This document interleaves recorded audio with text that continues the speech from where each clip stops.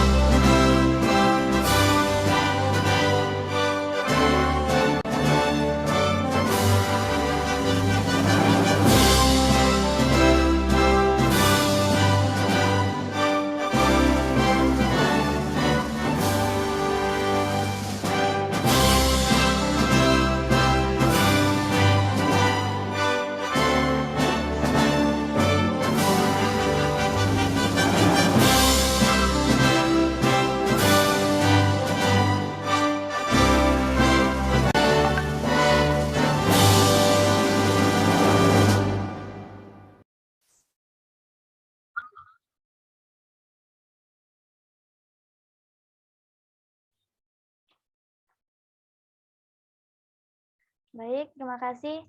Selanjutnya kita akan mendengarkan laporan kegiatan yang akan disampaikan oleh Ketua Pelaksana Kegiatan Workshop PKM. Kepada Ketua Pelaksana, waktu dan tempat dipersilahkan. Baik, terima kasih untuk Laili selaku pembawa acara. Apakah suara saya bisa terdengar? Sudah, Kak, sudah terdengar. Oke, Assalamualaikum warahmatullahi wabarakatuh. Selamat pagi, salam sejahtera bagi kita semua. Baik, di sini saya selaku Ketua Pelaksana kegiatan workshop program kegiatan mahasiswa dengan tema menciptakan mahasiswa kreatif, inovatif, dan bersaing tinggi melalui kegiatan kreativitas mahasiswa yang diselenggarakan pada hari Sabtu tanggal 29 Januari 2022 oleh Himpunan Mahasiswa Program Studi Bimbingan dan Konseling di Universitas PGRI Adibuana Surabaya. Menyelenggarakan workshop PKM ini dengan tema yang diangkat adalah menciptakan mahasiswa kreatif, inovatif, dan berdaya saing tinggi melalui kegiatan kreativitas mahasiswa. Tujuan dari diselenggarakannya kegiatan ini yang pertama adalah memberi wawasan soft skill kepada mahasiswa. Yang kedua adalah untuk mewujudkan hubungan yang erat dan rukun antar sesama mahasiswa. Acara workshop PKM ini dibuka secara resmi oleh Bapak Wadek 1, yaitu Bapak Dr. Mudhar MSI, yang terdapat satu pemateri yang akan memaparkan materi dengan workshop PKM ini, yaitu Bapak Muhammad Walid ST MT. Sekian laporan yang dapat saya berikan. Terima kasih. Wassalamualaikum warahmatullahi wabarakatuh. Waalaikumsalam warahmatullahi wabarakatuh. Baik, terima kasih kepada Kak Ratna selaku Ketua Pelaksana kegiatan hari ini untuk laporan yang telah disampaikan. Selanjutnya kita akan mendengarkan sambutan sekaligus membuka acara kita pada pagi hari ini yang akan disampaikan oleh Ketua Program Studi Bimbingan dan Konseling Universitas PGRI Adibuana Surabaya, Bapak Dr. Mudhar MSI. Kepada Bapak Mudhar, waktu dan tempat dipersilahkan.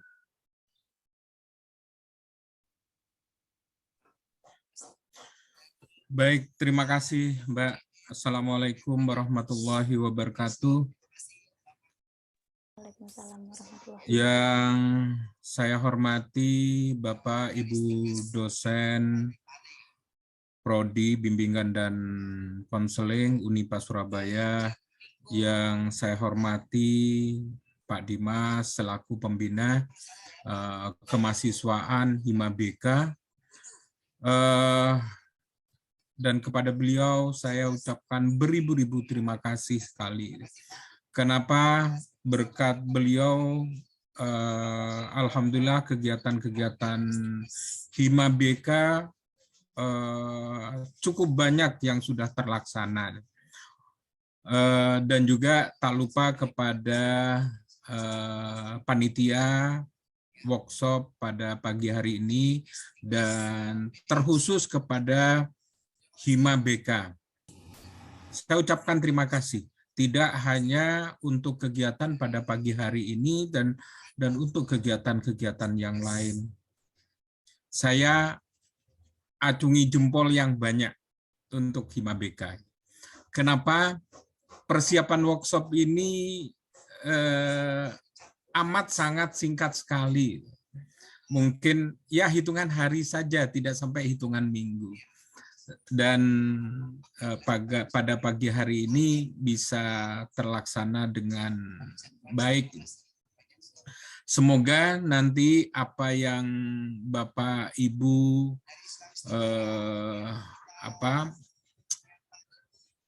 bantuan Bapak Ibu dosen, juga pembina kemahasiswaan, serta teman-teman Hima-BK dan semua mahasiswa BK, semoga mendapatkan mendapatkan balasan yang tidak terhingga dari Tuhan Yang Maha Kuasa. Namun dengan demikian, yang pasti kegiatan-kegiatan seperti ini ataupun kegiatan-kegiatan yang lain akan menambah ilmu, menambah skill bagi teman-teman semua. Apakah Hima, panitia, ataupun peserta. Dan juga ucapan terima kasih yang tak terhingga juga kepada Bapak Muhammad Khalid, yang telah bersedia meluangkan waktu pada pagi hari ini, walaupun saya yakin kegiatan beliau itu padat sekali, namun masih sempat atau menyempatkan diri untuk membantu teman-teman Hima bersedia menjadi narasumber pada kegiatan workshop PKM ini. Sekali lagi terima kasih Pak Holib. Allah yang akan membalas semua kebaikan Bapak. Teman-teman mahasiswa, peserta khususnya, saya ucapkan juga terima kasih yang tak terhingga. Insya Allah kegiatan workshop ini akan memberikan bekal, memberikan skill pada teman-teman semuanya. Nah, kegiatan PKM sebenarnya itu merupakan kegiatan rutin yang setiap tahun ada. Dan perlu saya sampaikan kepada teman-teman semua bahwa BK salah satu penyumbang terbanyak yang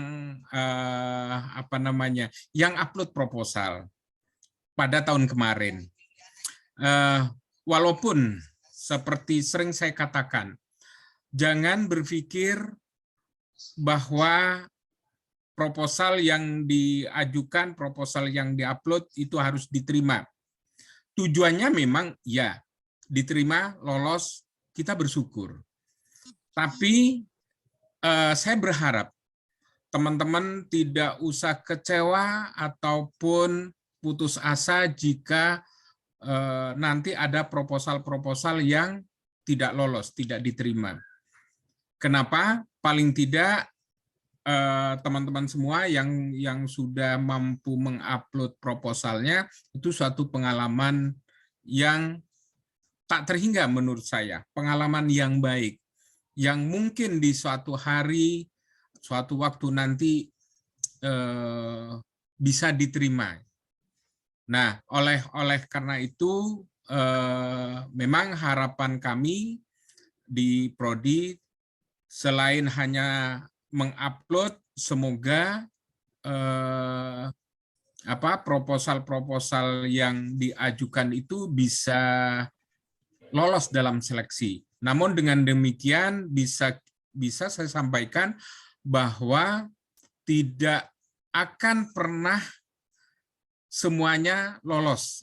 Itu sudah bisa dipastikan, tidak bisa semuanya lolos. Pasti ada yang lolos, pasti ada yang tidak lolos. Oleh karena itu bagi yang lolos nanti kita patut bersyukur, bagi yang tidak lolos tidak usah kecewa. Nah, selain itu bagi teman-teman, saya berusaha ini ada sekitar 60 lebih yang berpartisipasi untuk kegiatan workshop pada pagi hari ini. Mudah-mudahan semua yang hadir pada pagi hari ini bisa membuat karya tulis ilmiahnya dan bisa diupload. Nanti mungkin akan dijelaskan oleh Pak Holib bagaimana trik-triknya, bagaimana cara menyusunnya, dan lain sebagainya lah. Saya kira Pak Holib yang lebih tahu daripada saya mengenai hal ini. Nanti teman-teman juga bisa berdiskusi, bertanya bagaimana menyusun artikelnya, menyusun karya tulisnya, dan lain sebagainya.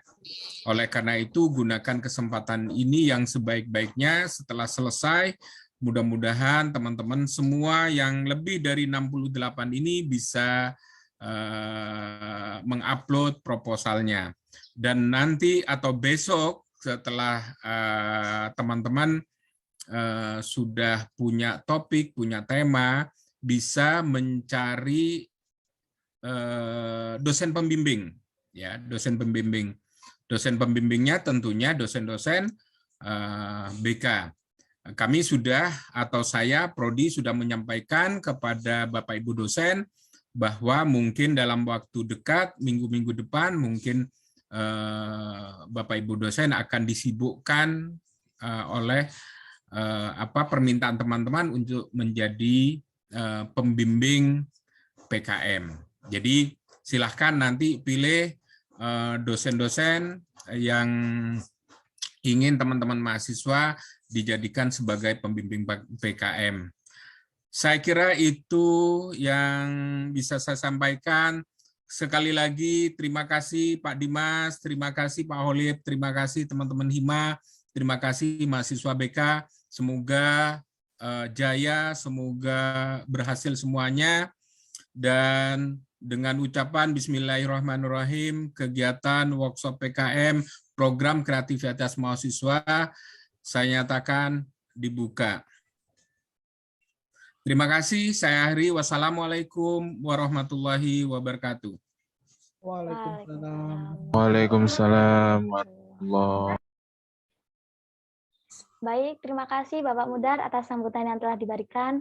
Tanpa berlama-lama lagi, kita akan masuki acara inti, yaitu pemaparan materi oleh Bapak Muhammad Al-Khalif STMT, yang akan dipandu oleh Saudari Veranda Yunir Masyefa selaku moderator. Kepada Saudari Veranda, dipersilahkan. Baik, terima kasih. Jalan-jalan ke Majalengka, terima kasih banyak kepada MC kita yang luar biasa pada pagi hari ini. Assalamualaikum warahmatullahi wabarakatuh. Selamat pagi. Waalaikumsalam warahmatullahi wabarakatuh. Selamat pagi dan salam sejahtera bagi kita semuanya. Terima kasih banyak kepada para peserta, Bapak Ibu yang sudah bergabung di acara workshop PKM pada pagi hari ini. Apa kabarnya nih semuanya? Alhamdulillah baik, Kak. Oke, baik ya. Saya harap rekan-rekan semua yang ada di sini sehat selalu dan dalam lindungan Tuhan Yang Maha Esa. Amin.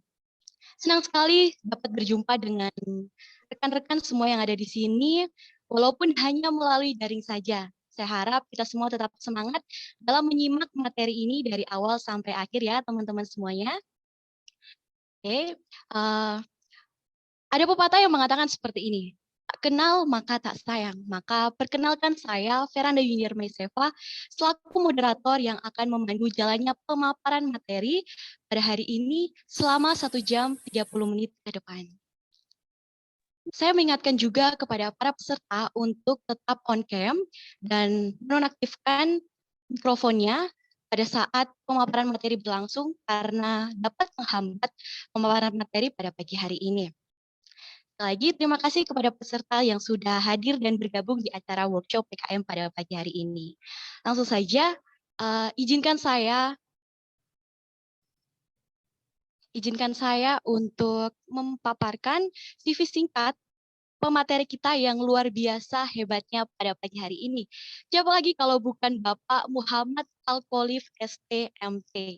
Beliau merupakan dosen Universitas PGRI Adibuana Surabaya dan tentunya reviewer PKM juga. Beliau juga aktif dalam menulis jurnal dan karya ilmiah di berbagai platform media sosial. Tentunya salah satunya ada di Google Cendekia. Nah, untuk teman-teman yang ingin sharing dengan beliau, bisa langsung saja menghubungi media sosial beliau. Oke, baik. Langsung saja, tak usah berlama-lama lagi. Di sini kita sudah terhubung dengan Bapak Muhammad Al-Khalif. Halo, selamat pagi Bapak. Ya, selamat pagi semuanya. Suara saya jelas ya? Jelas Bapak. Gimana nih Pak kabarnya? Alhamdulillah sehat. Mudah-mudahan semuanya juga sehat. Alhamdulillah sehat ya Pak. Sudah siap nggak Pak? Siap. Oke, tanpa berlama-lama lagi, mari kita simak pemaparan materi oleh Bapak Muhammad Al-Khalif. Waktu dan tempat saya persilakan Pak. Monggo. Terima kasih. Baik, sebelum saya share screen terkait dengan materi yang saya akan bawakan pada pagi hari ini, saya menyapa dulu. Terima kasih Pak Mudar yang terhormat Pak Mudar. Kemudian terima kasih Pak Khalif. Rekan-rekan dosen yang lain, mahasiswa bimbingan konseling yang saya banggakan. Nah, sebenarnya kalau dibilang telat sudah agak telat ya. Meskipun buku panduan yang terbaru belum keluar, tetapi untuk kegiatan workshop sebenarnya untuk di beberapa universitas itu sudah dilaksanakan. Hanya saja untuk di Adibuana sendiri mungkin baru dilaksanakan pada minggu-minggu ini, tetapi tidak apa-apa, ya, is not problem. Nah, berkaitan dengan kegiatan workshop PKM, saya akan membawakan materi terkait dengan sebenarnya bagaimana sih tips and trick kalau kita bisa lolos di PKM. Semuanya itu ada di buku panduan, ya, semuanya ada di buku panduan. Hanya saja terkadang mahasiswa itu tidak mau membaca buku panduan, gitu. Tetapi ketika mereka kadang sudah memahami buku panduan, ada kalanya juga mahasiswa itu tidak bisa menemukan topik yang tepat. Nah, mungkin pada hari ini saya akan memberikan beberapa saran ya, kira-kira biasanya topik-topik apa sih yang bisa lolos ke program PKM mahasiswa ini, ya. Baik, saya share screen dulu ya.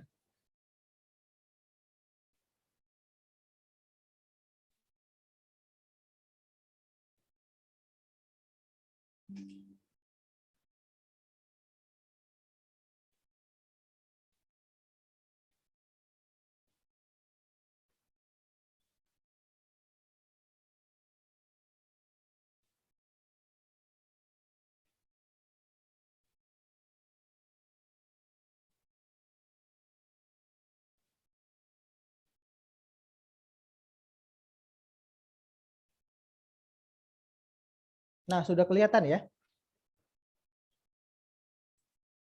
Bisa dilihat, mungkin salah satu bisa menjawab. Sudah Bapak, sudah terlihat. Baik. Nah, jadi yang pertama dulu saudara harus pahami dulu bahwa di dalam kegiatan mahasiswa itu tidak hanya sekedar untuk saudara datang ke kampus, kemudian kuliah, ataupun hanya mengikuti organisasi, tetapi ada berbagai macam sebenarnya kompetisi. Hanya saja PKM ini adalah mungkin kalau untuk di universitas swasta ya seperti kita itu atau saudara baru mengenal bahwa kompetisi di kegiatan mahasiswa itu hanya cuma PKM. Sebenarnya banyak ya, banyak. Nah, enaknya kalau kita menang di PKM ini kita dapat duit ya, seperti itu. Jadi ada juga kompetisi-kompetisi yang lain yang juga mendapatkan pendanaan dari Kemendristekdikti atau bahkan dari Belmawa ya. Jadi kalau kegiatan mahasiswa itu di bawah naungannya Belmawa. Nah, apa saja yang akan saya jelaskan? Jadi yang saya jelaskan di sini tips and trick dan apa itu materi secara umumnya dulu ya.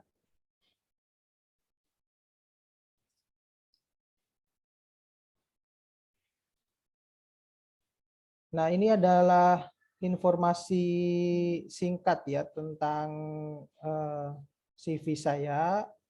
Jadi nama saya adalah Muhammad Al-Kholif, biasa dipanggilnya Pak Kholif. Kemudian alamat domisilinya di Probolinggo. Pekerjaan baik sebagai dosen, saya juga sebagai reviewer aktif PKM nasional, jadi yang mereview PKM-PKM mahasiswa yang ada di seluruh Indonesia. Juga ada pekerjaan-pekerjaan yang lain. Kemudian institusi tempat saya bekerja ya tentunya di kampus kita. Prodinya adalah teknik lingkungan. Ini nomor telepon saya ya, mudah-mudahan saya selalu bisa menjawab pertanyaan-pertanyaan yang berkaitan dengan mahasiswa ya, baik itu terutama di kegiatan kemahasiswaan ya. Kemudian ini sosial media saya, ada Facebook, Instagram, Twitter, YouTube maupun TikTok ya. Yang paling ramai yang dua ini, yang belakang ini. Jadi kalau Anda mau berkaitan dengan dunia skripsi tentunya ya, ada di poin D dan poin E. Nah, ini intermezzo ya untuk menyapa saudara. Jadi saya akan memberikan solusi yang terbaik untuk saudara hari ini.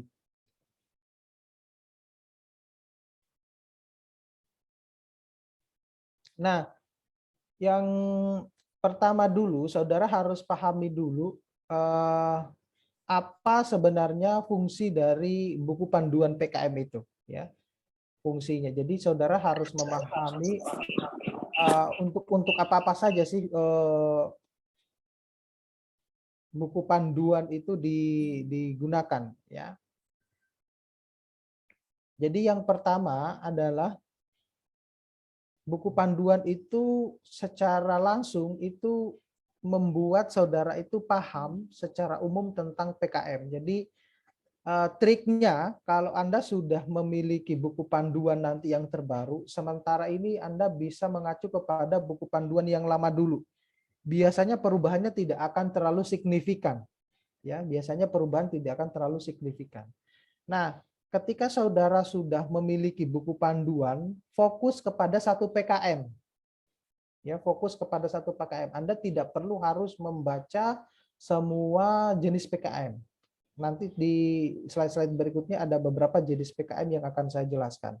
Nah, fokus dulu kepada salah satu jenis PKM. Ya. Kemudian Anda juga bisa langsung membidik kira-kira saya akan mau dibimbing siapa ya, dosennya siapa ya gitu. Anda bisa dibimbing oleh dosen di prodinya sendiri ataupun juga bisa dibimbing oleh dosen di prodi yang lain. Nah, kemudian yang kedua itu adalah sebagai sumber informasi ya tentang baik itu syarat administrasi untuk penulisan proposal sampai kita maju ke PIMNAS ya. Tetapi Anda jangan berpikir dulu tentang PIMNAS ini. Yang terpenting langkah pertama itu Anda bisa membuat proposal aja dulu semacam itu ya. Nah, kebanyakan mahasiswa itu gagalnya di sini ya. Jadi di bagian syarat administrasinya ini tidak terpenuhi. Ya, kebanyakan gagalnya di sini. Jadi kadang proposalnya sudah bagus, tetapi di syarat administrasinya ini tidak sesuai dengan panduan. Jadi disesuaikan dengan panduan. Jadi ini sepele ya, terlihat mungkin hanya biasa-biasa aja bagi mahasiswa, tetapi penting bagi kita reviewer untuk melihat kualitas dari proposal saudara. Karena kita menilainya ada dua tahapan. Yang pertama kita menilai dari sistem administrasinya dulu, baru yang kedua kita menilainya dari isi proposal secara lengkap. Nah itu, jadi kalau misalnya proposalnya itu sudah bagus, ya, kalau proposalnya bagus, tapi ternyata administrasinya nggak bagus, maka tidak lolos. Gitu. Jadi yang harus saudara pahami dulu, langkah awalnya itu Anda harus memahami dulu administrasinya. Contohnya misalnya jenis huruf yang diminta apa, kemudian spasinya berapa, letak halamannya seperti apa. Nah itu yang kadang mahasiswa itu menganggap hal semacam itu adalah sesuatu hal yang tidak penting gitu. Tetapi tujuannya kenapa kok harus mengikuti syarat administrasi, salah satu tujuannya adalah ini mengajarkan saudara secara tidak langsung itu biar saudara bisa disiplin, ya, taat pada aturan yang sudah ditetapkan di dalam buku panduan. Semacam itu. Kemudian yang ketiga, itu sebagai sumber informasi secara umum ya tentang rangkaian bentuk kegiatan PKM dan waktunya dan urutan waktunya ya. Jadi PKM yang paling lama itu kurang lebih 5 bulan ya, kurang lebih 5 bulan. Tetapi kebanyakan mahasiswa itu menulisnya 4 bulan. Tidak masalah ya, asalkan jangan sampai periode waktunya itu melebihi atau kurang dari yang sudah ditetapkan di dalam buku panduan. Nah yang keempat, nah ini bisa menjadi acuan bagi mahasiswa agar kualitas proposal yang diusulkan itu memenuhi syarat maupun kualitas administrasinya ya. Nah, ini hampir sama dengan poin yang kedua tadi. Kemudian yang terakhir, ini adalah menjadi acuan bagi reviewer ya, terutama seperti kami ini untuk dapat menilai semua kegiatan PKM dengan benar. Jadi biasanya kita itu mereview semua jenis PKM ya dari semua universitas yang ada. Cuma hanya saja saya tidak bisa mereview PKM yang dari Adibuana. Nanti istilahnya jeruk makan jeruk gitu. Nanti misalnya saya ketemu mahasiswa bimbingan saya bisa loloskan gitu. Enggak, ya.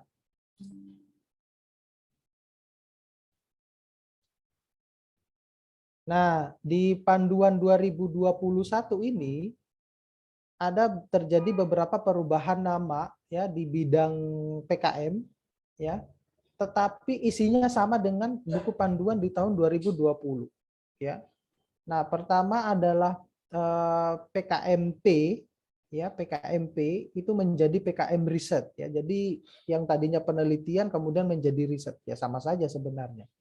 Ya, kemudian ada PKMM itu menjadi PKMPM, jadi pengabdian kepada masyarakat. Juga ada PKM penerapan IPTEK ya, yang dulu PKMT ya. Ini menjadi PKMPI. Yang keempat dan kelima ini tidak terjadi perubahan. Ya, ada PKM kewirausahaan dan juga ada PKMKC. Ya.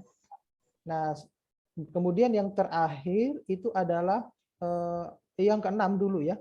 Itu ada PKM GFK ya. Ini yang suka video-video ini bisa masuk ke PKM GFK.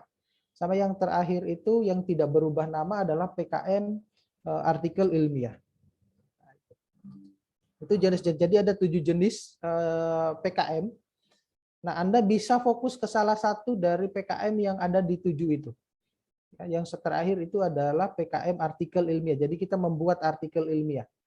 Ya, Anda fokus saja, misalnya Anda tertariknya ke PKM pengabdian masyarakat. Ya sudah, Anda nanti bisa searching di Google kira-kira gambaran ya, contoh judul-judul yang berkaitan dengan PKM kewirausahaan, PKM pengabdian masyarakat yang yang lolos itu seperti apa, begitu.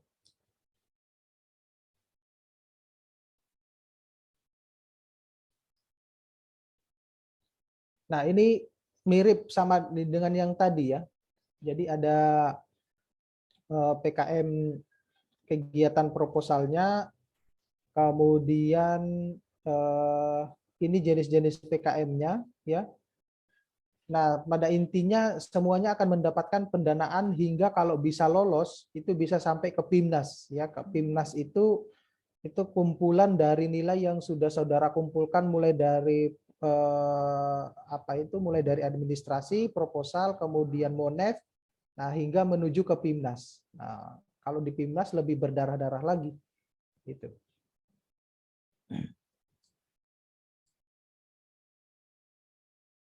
Ada juga PKM ini ya, gagasan tertulis ya. PKM gagasan tertulis itu kalau menurut saya itu PKM yang ini, yang paling gampang malah. Ya. Yang paling mudah kalau yang gagasan tertulis.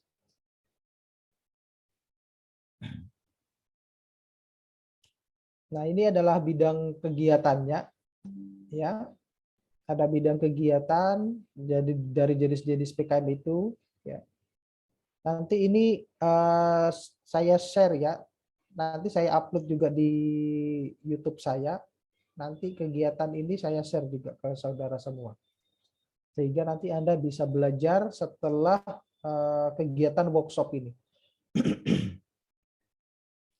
Nah, kriteria di dalam PKM, nah ini yang berkaitan dengan aktivitas mahasiswa ya. Jadi Anda kalau membidik satu PKM ya.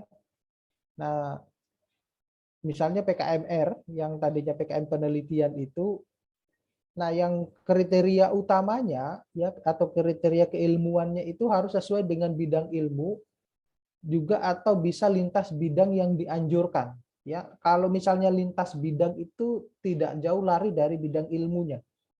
Semacam itu. Nah, tentunya pendidikannya adalah sarjana ya S1, kemudian keanggotaannya ini 3-5 orang. Jadi tidak boleh misalnya 2 orang saja atau 6 orang, ya itu nggak bisa. itu sudah tidak lolos di dalam syarat administrasinya. Jadi harus dipatuhi ini, ya. Anda nanti akan mendapatkan dana semacam ini, ya. Tapi prediksi saya biasanya setiap kali keluar buku panduan itu dananya bertambah. Dananya bertambah. Semacam itu. Nah, Anda berdoa saja mudah-mudahan ini bisa bertambah ini. Ya. Kemudian luarannya berupa ini. Jadi kalau Anda membidik misalnya PKMR misalnya, nah yang Anda bidik yang harus Anda kerjakan setelah sudah lolos itu seperti ini, ya, gitu.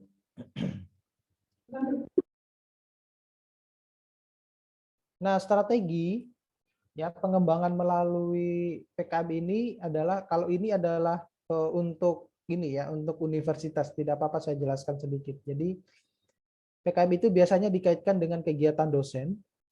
Kemudian biasanya setiap dosen itu mengenalkan ke PKM kepada mahasiswa baik itu melalui jalur perkuliahan ataupun dalam kegiatan workshop semacam ini.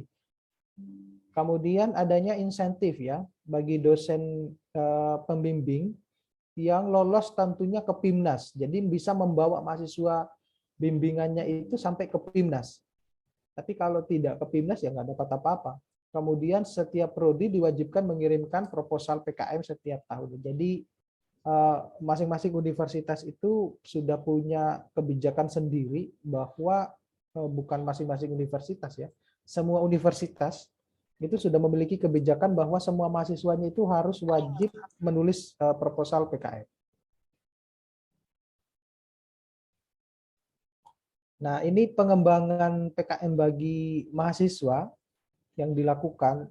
Jadi PKM itu dikenalkan tentunya ke mahasiswa itu sendiri. Ya, di berbagai macam acara mahasiswa juga bisa memperkenalkan kegiatan PKM ini ke adik-adik kelasnya. Ya. Kemudian ada penerapan sistem intensif mahasiswa yang berhasil di PKM. Biasanya kalau mahasiswa-mahasiswa yang lolos yang didanai itu mereka akan mendapatkan dana dari Belmawak. Nah, kemudian PKM ini bisa dikenalkan melalui kegiatan HIMA, BEM, atau UKM. Seperti itu. Dan yang keempat, jadi mewajibkan kepada semua mahasiswa penerima beasiswa untuk menulis proposal. Jadi salah satu syarat sebenarnya untuk mendapatkan beasiswa itu ke depannya saudara harus bisa menulis itu. Ya, menulis proposal PKM.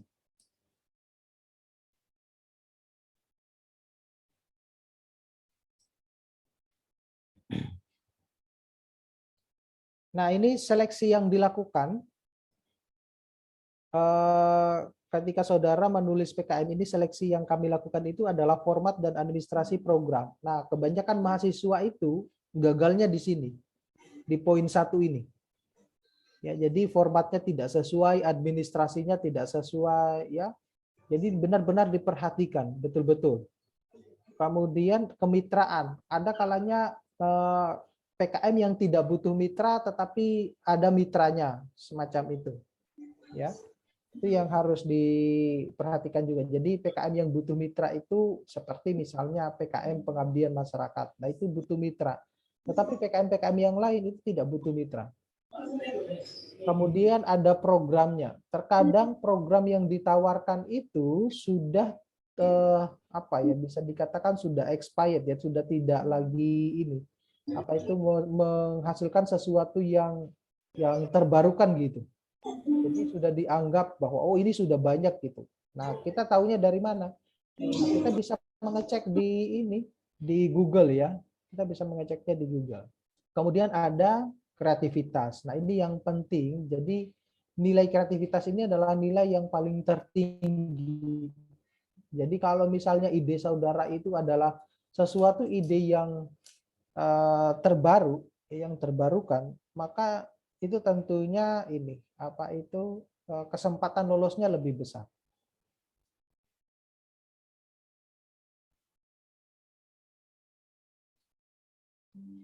Nah, tahapan-tahapan kalau mau mengajukan PKM, ya. Jadi Yang pertama adalah mahasiswa itu mengisi atau mengentry isian kelengkapan proposal, baik itu sampul dan pengesahan, dan biasanya dilakukan secara online ya. Nah, kemudian yang kedua, mahasiswa itu mengunggah isi utama proposalnya. Jadi perhatikan bahwa kalau cover dulu itu diunggahnya satuan dengan proposalnya, sekarang terpisah. Ya, sekarang terpisah. Kemudian mahasiswa peraih pendanaan melaksanakan kegiatan mengunggah catatan harian berupa logbook dan menyusun laporan kemajuan. Jadi kalau ini bagi proposal-proposal yang sudah lolos, saudara wajib harus mengunggah catatan harian. Jadi kegiatan-kegiatan yang Anda lakukan yang berkaitan dengan PKM saudara yang sudah lolos itu. Kemudian dan juga menyusun laporan kemajuan, karena ini yang akan saudara laporkan ketika nanti di Monef. Ya. Yang keempat, mahasiswa mengisi atau mengentry isian kelengkapan laporan kemajuan, baik itu sampul maupun pengesahan. Jadi ada menunya sendiri dia ini. Ya. Yang kelima, mahasiswa mengunggah isi utama laporan kemajuan, mulai dari daftar isi sampai lampiran, kemudian ada halaman inti juga, ya, mulai dari pendahuluan sampai kepada tahapan berikutnya. Jadi tahapan rencana yang akan dilakukan berikutnya. Nah, ini adalah beberapa sumber kesalahan, ya. Ini adalah tips dan triknya ya. Kita sudah masuk ke tips and trick. Jadi beberapa sumber kesalahan ketika PKM saudara itu tidak lolos. Jadi kadang kalau saya membaca PKM-PKM yang lain itu adalah, oh ini PKM-nya bagus, tetapi sayangnya terjadi kesalahan-kesalahan administrasi. Contohnya misalnya begini, namanya disingkat. Ya, di dalam proposal, di cover proposal maupun sampai ke belakang ke lampiran, nama saudara itu tidak boleh disingkat. Ya. Itu perhatikan, jadi tidak boleh disingkat. Kemudian tahunnya tidak sesuai. Nah, ini karena kita berbicara tahun anggaran 2022, jadi di covernya harus tertulis 2022. Nah, kemudian jumlah anggotanya. Tadi kan jumlah anggotanya kan mulai dari 3 sampai 5 mahasiswa. Ya, jadi tidak boleh kurang dari 3, tidak boleh lebih dari 5. Gitu. 4 bisa. Gitu. Kemudian format tidak sesuai. Format tidak sesuai ini yang paling, mungkin mahasiswa paling ini ya, paling rigid gitu ya. Paling tricky karena ada kesalahan di penomoran halaman. Kemudian jenis penomoran halamannya tidak menggunakan Times New Roman. Kan biasanya kalau awal-awal kita menulis itu kan kalau bukan Arial, Calibri yang keluar angkanya. Nah, itu harus dirubah ke Times New Roman dulu. Ya. Kemudian judul PKMP, PKMPM atau PKM IPTEK ya. Jadi ini sering terbolak-balik ini. Ya, jadi yang lebih cocoknya adalah PKM pengabdian masyarakat, tetapi isinya adalah PKM IPTEK. Nah, itu yang ini yang sering juga terbolak-balik. Jadi perhatikan betul-betul isi dari proposal saudara, pahami isinya seperti apa. Nah, kemudian sumber kesalahan pada lembar pengesahan, ya kalau yang ini sudah tidak terlalu diperhatikan ya, karena lembar pengesahan itu sudah tidak, ketika kita koreksi itu hanya tinggal judul sama isi dari proposal itu. Jadi lembar pengesahannya itu terakhir dia, ya, atau tidak muncul ketika di-share ke reviewer. Nah, biasanya di lembar pengesahan itu terjadi kesalahannya seperti ini. Judulnya berbeda dengan yang di cover. Nah, itu. Jadi kalau misalnya di judul di covernya itu tidak disingkat misalnya, ya, salah satu judulnya ada katanya yang tidak disingkat, kemudian di lembar pengesahannya disingkat, maka otomatis juga langsung gugur. Ya. Kemudian tidak boleh menggunakan tanda tangan scan lokal. Ya, tanda tangan scan lokal itu seperti apa? Tanda tangan yang di-scan kemudian ditempelkan. Semacam itu. Ya, kita punya cara untuk mengetahui kalau ini adalah tanda tangan scan lokal. Jadi bersikaplah saudara jujur kepada diri sendiri. Ya, sebaiknya tanda tangan basah baru di-scan semuanya. Kemudian tidak ada stempel. Nah, ini apa itu opsional ya. Opsional ketika untuk mengetahui bahwa perlu nggak pakai stempel ya. Jadi tidak terlalu penting. Tahunnya tidak sesuai, kemudian jangka waktunya juga lebih ya biasanya yang dianjurkan, kemudian ada kesalahan-kesalahan pada sumber yang lainnya.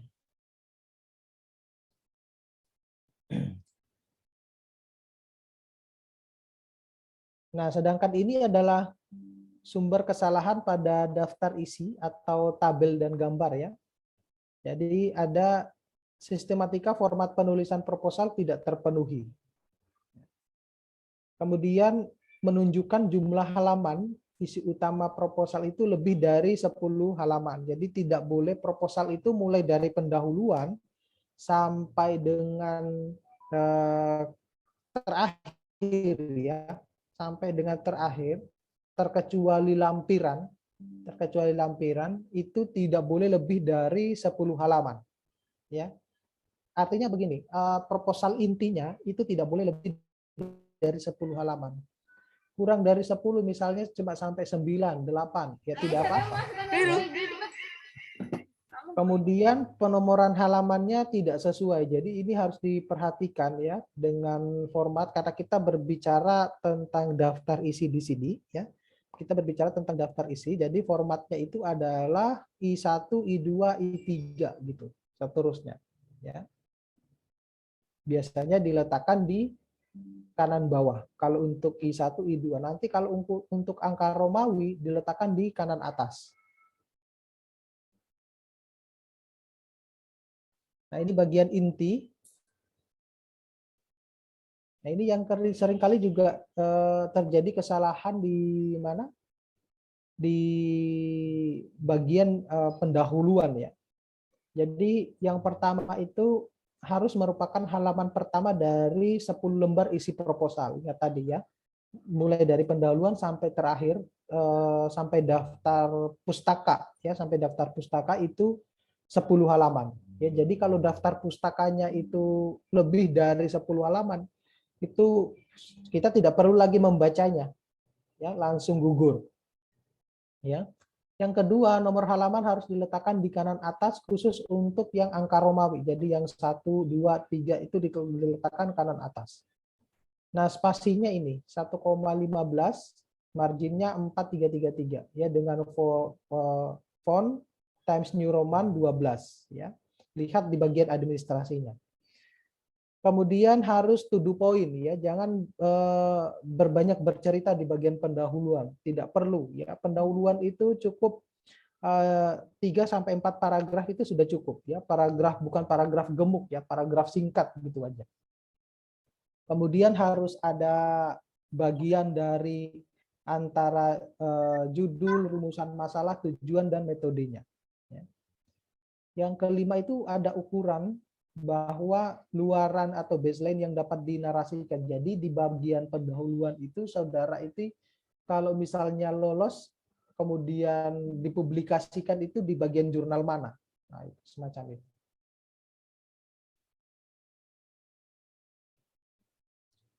Nah, kalau tinjauan pustaka atau gambaran ya, gambaran masyarakat sasaran, kalau gambaran masyarakat sasaran ini khusus untuk PKM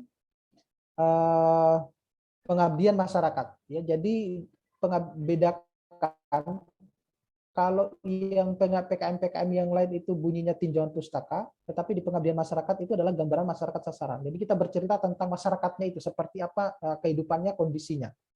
Nah, jadi yang pertama itu adalah bagian administrasi sama dengan yang diminta pada pendahuluan. Sama saja sebenarnya ya. Kemudian nomor halaman bab ini juga melanjutkan nomor halaman bab pada pendahuluan. Jadi kalau misalnya pendahuluannya sampai halaman ketiga, bab keduanya atau tinjauan pustakanya lanjut di halaman keempat. Semua sumber referensi yang disitasi harus tertulis di daftar pustaka. Jadi ini biasanya banyak yang menghasilkan sumber sitasian ya, atau hasil sumber referensinya semuanya tercatat di sini. Nah, tinjauan pustaka itu harus mendukung apa yang diinginkan di dalam judul dan di tujuan programnya. Nah, gambaran masyarakat sasaran yang terutama khusus untuk PKM pengabdian masyarakat, ini dapat disajikan secara rinci. Jadi Anda bercerita singkat dan jelas dan padat ya terkait dengan masyarakat itu ya. Jadi kita berbicara tentang permasalahan yang dihadapi oleh masyarakat. Jadi kita tidak memberikan ini ya, tidak memberikan masalah, tetapi menyelesaikan masalah yang sedang dihadapi oleh masyarakat tersebut ya.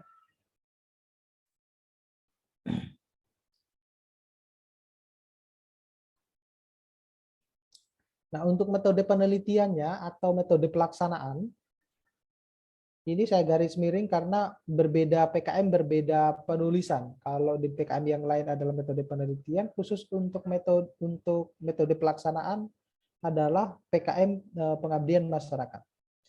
Nah, jadi bagian administrasi sama dengan pendahuluan atau tinjauan pustaka atau gambaran masyarakat sasaran. Kemudian metode penelitian atau pelaksanaan ini harus dapat memberikan gambaran secara sistematis ya bahwa apa-apa saja yang harus ditulis di dalam tujuan maupun judul kegiatan yang terjawab atau yang diselesaikan secara realistis ya. Kemudian apa yang dituliskan di dalam metode penelitian atau pelaksanaan ini harus mengacu kepada program yang diusulkan. Ini tadi ya. Jadi tidak misalnya PKM penelitian kemudian ditulis adalah metode pelaksanaan, ya salah gitu.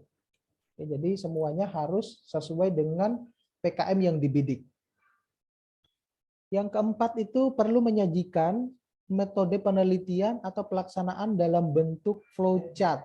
Ya, itu penting sekali. Ya, untuk menghemat untuk menghemat kertas ya yang ada di proposal saudara, biar flowchart-nya itu hanya cuma misalnya setengah halaman, Anda bisa menggunakan software Microsoft Visio. Ya, seperti itu. Kemudian mengidentifikasi variabel yang akan diteliti ya, serta yang akan diuji seperti itu. Nah, ini yang terjadi kesalahan di biaya dan jadwal kegiatan. Jadi terkadang proposalnya sudah bagus tetapi terjadi kesalahan di sini. Waktu pelaksanaannya tidak realistis. Jadi misalnya Anda mau melakukan pengabdian masyarakat nih atau penelitian, tetapi waktunya itu lebih dari apa yang ditentukan di dalam buku panduan. Nah, itu tidak baik ya, sudah salah itu. Kemudian ada unsur pengeluaran belanja yang bersifat investasi. Ingat ya, di buku panduan juga sudah dijelaskan contoh-contohnya seperti apa sih yang termasuk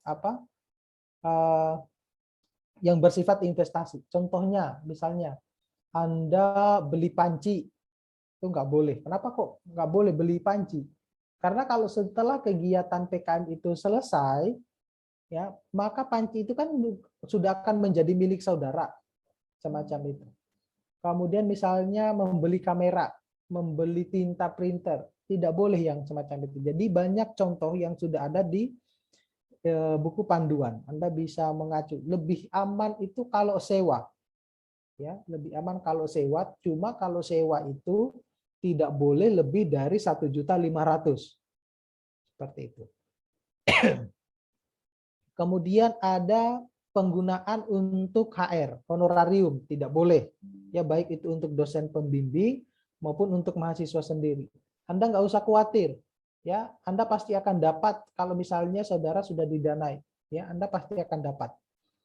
Kemudian kegiatan belanja yang tidak sesuai dengan kegiatan yang dituliskan di dalam metode penelitian maupun pelaksanaan. Nah, ini jadi belanja-belanja yang dianggap loh ini kan tidak penting semacam itu, tapi tetap dibeli. Misalnya ada konsumsi, ya. Konsumsi untuk mahasiswa yang melaksanakan, ya tidak harus ya karena itu sudah kewajiban saudara.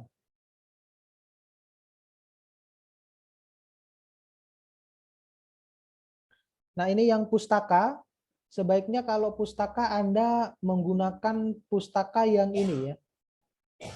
Pustaka yang menggunakan, ada yang tahu ini?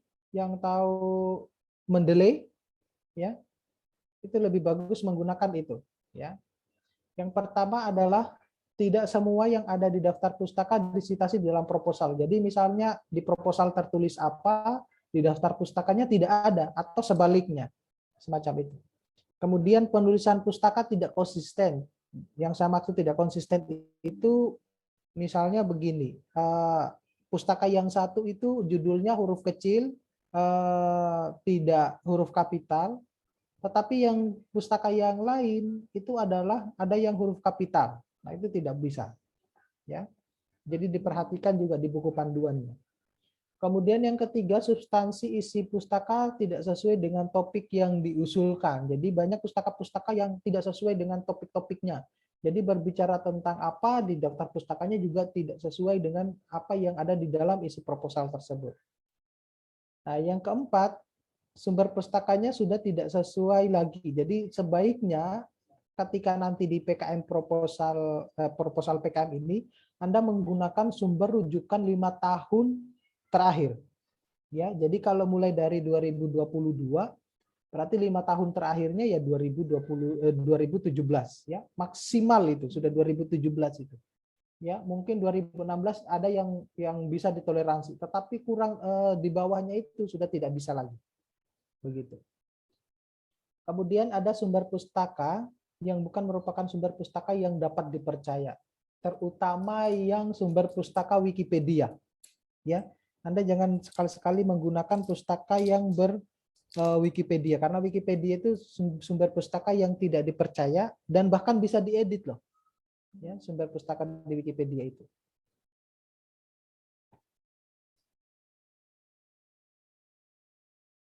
Nah, ini sumber kesalahan yang lain ada di biodata ya. Jadi formatnya tidak sesuai dengan tidak sesuai biodatanya ya. Jadi namanya kadang disingkat pada saat di biodata. Ya, jadi jangan disingkat di biodatanya. Kemudian biasanya di kalimat terakhir di biodata itu kan ada seperti kayak surat pernyataan gitu, kalimat pernyataan. Nah, itu kalimat pernyataannya itu saudara bidiknya PKM apa. Jadi kadang mahasiswa itu lupa merubahnya. Jadi yang dibidik misalnya PKM penelitian, tetapi di biodata mahasiswanya yang di atas tanda tangan itu misalnya dia adalah PKM KC ya, atau kewirausahaan. Ya. Kemudian tidak ada tanda tangan, dan tanda tangannya juga kalau ada tanda tangannya juga di scan. Itu tidak bisa kita toleran. Ya.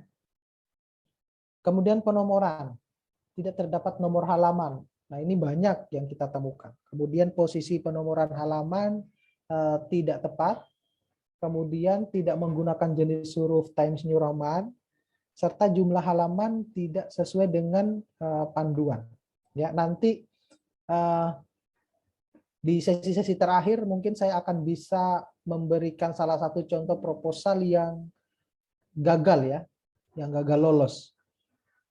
Kemudian ringkasan, ini terdapat ringkasan dan abstrak pada proposal PKM. Jadi tidak boleh disingkat ya di dalam abstrak ya. Jadi abstrak itu tidak ada lagi ya, tidak ada lagi. Kecuali PKM AI. Ya, kecuali PKM AI karena dia bersifat artikel ilmiah. Nah, kemudian biaya. Ini terdapat salah biaya antara di halaman pengesahan dan di bab 4. Jadi misalnya di ini ya, berkaitan dengan biaya, saudara harus mengusahakan biayanya itu dimaksimalkan 10 juta. Ya. Kalau yang disyaratkan 10 juta, Anda maksimalkan 10 juta. Jangan kurang dari itu. Kenapa demikian? Karena para reviewer itu pasti akan mengurangi biaya yang saudara-saudara ajukan. Ya, sudah pasti dikurangi. Jadi dimaksimalkan sampai 10 juta. Nah, biasanya mahasiswa ini kesulitan untuk apa? Ini ya. Untuk memaksimalkan biaya tersebut, ya. Kemudian spasi dan jenis huruf. Jadi jarak baris tidak 1,15, kemudian tidak menggunakan jenis Times New Roman, nah semacam itu. Kemudian waktunya juga tidak sesuai dengan panduan. Nah, ini rambu-rambu untuk PKM-nya. Ya, ini ya tadi yang saya jelaskan ya. Ini tipsnya. Kalau misalnya di bagian pendanaan, dananya itu adalah maksimal 10 juta. Jadi dimaksimalkan 10 juta. Nah, setiap mahasiswa ini hanya akan didanai 2 jenis kegiatan saja. Dan 2 jenis kegiatan itu dia salah satunya adalah harus menjadi ketua atau menjadi dua-duanya anggota. Semacam itu. Kemudian mahasiswa yang ikut ya personalianya, jadi ada 3 sampai 5 mahasiswa. Yang diutamakan itu adalah beda angkatan. Jangan berdiri satu angkatan saja, atau yang terutama itu adalah beda jurusan ya. Jangan misalnya Anda nanti buat proposal semuanya jurusannya BK, kemudian angkatannya sama. Jangan ya. Karena masing-masing jurusan itu proposal yang Anda ajukan ada saja nanti tupoksi pekerjaannya gitu. Jadi misalnya Anda mau membidik nih PKM kewirausahaan, Anda salah satu anggotanya Anda bisa ambil dari jurusan ekonomi semacam itu ya. Kemudian honorarium, tidak ada honorarium bagi dosen pendamping maupun tim pelaksana ya, dalam hal ini adalah mahasiswa. Kemudian pembelian peralatan elektronik ya yang tidak diperbolehkan. Ada rincian dana yang dikelompokkan sesuai dengan panduan. Yang keempat itu waktu pelaksanaan PKM-nya ya ini 3 sampai 5 bulan ya, 3 sampai 5 bulan. Tetapi saya splitkan, jangan amannya coba Anda buat sampai 4 bulan aja gitu.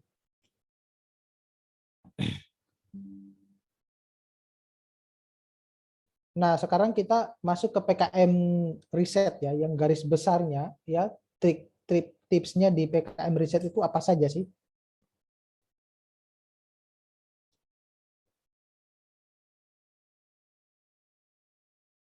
Nah, rambu-rambunya adalah ada berupa pengembangan ilmu atau teori dan teknologi yang dilaksanakan dengan melakukan penelitian ya. Perhatikan kata-kata yang saya bold ini ya, kalimat yang saya bold. Kemudian yang kedua, adanya kreativitas dalam menerapkan ilmu untuk permasalahan yang dihadapi. Jadi seringkali mahasiswa itu kan cenderung ini ya, saya belum mendapatkan judul, bingung judulnya seperti apa.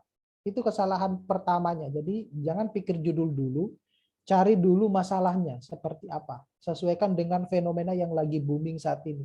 Misalnya yang saat ini lagi booming ya berkaitan dengan, dikaitkan dengan COVID. Nah, itu kesempatan lolosnya lebih besar. Kemudian kreativitas di dalam PKMR ya harus unik ya, dan belum pernah dilakukan. Jadi harus sesuatu yang unik. Jadi kalau yang sudah pernah dilakukan ya kita tidak perlu membacanya, langsung gugur ya. Kemudian harus ada perbedaan dengan penelitian yang sejenis atau state of the art ya, yang jelas. Yang keempat, harus kreativitas ya, namanya juga mahasiswa ya. Jadi mahasiswa itu kan dituntut untuk lebih kreativitas ya, baik itu saintifiknya, uniknya dan manfaatnya ya. Yang inovatif dan ketepatan metodologi dalam melakukan metodologi penelitian. Yang kelima, itu ada sumbangan atau kontribusi informasi bagi kemajuan ilmu pengetahuan dan teknologi.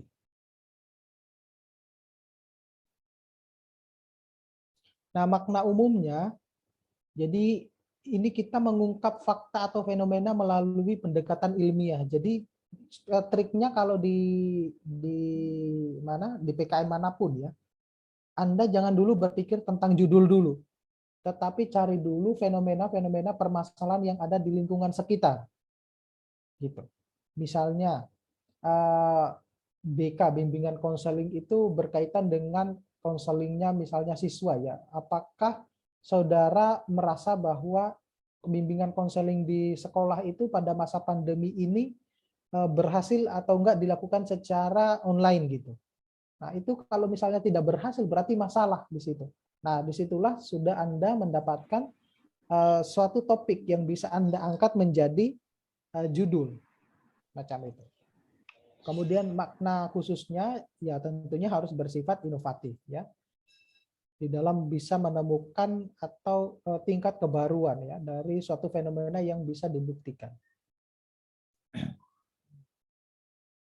Tujuannya jadi untuk menumbuhkan minat dan kemampuan meneliti ya. Jadi biar saudara itu sebelum nanti terjun di skripsi yang sebenarnya ya, Anda sudah latihan dulu, oh seperti ini kalau kita nanti melakukan penelitian. Jadi belajar dari PKM penelitian dulu ya.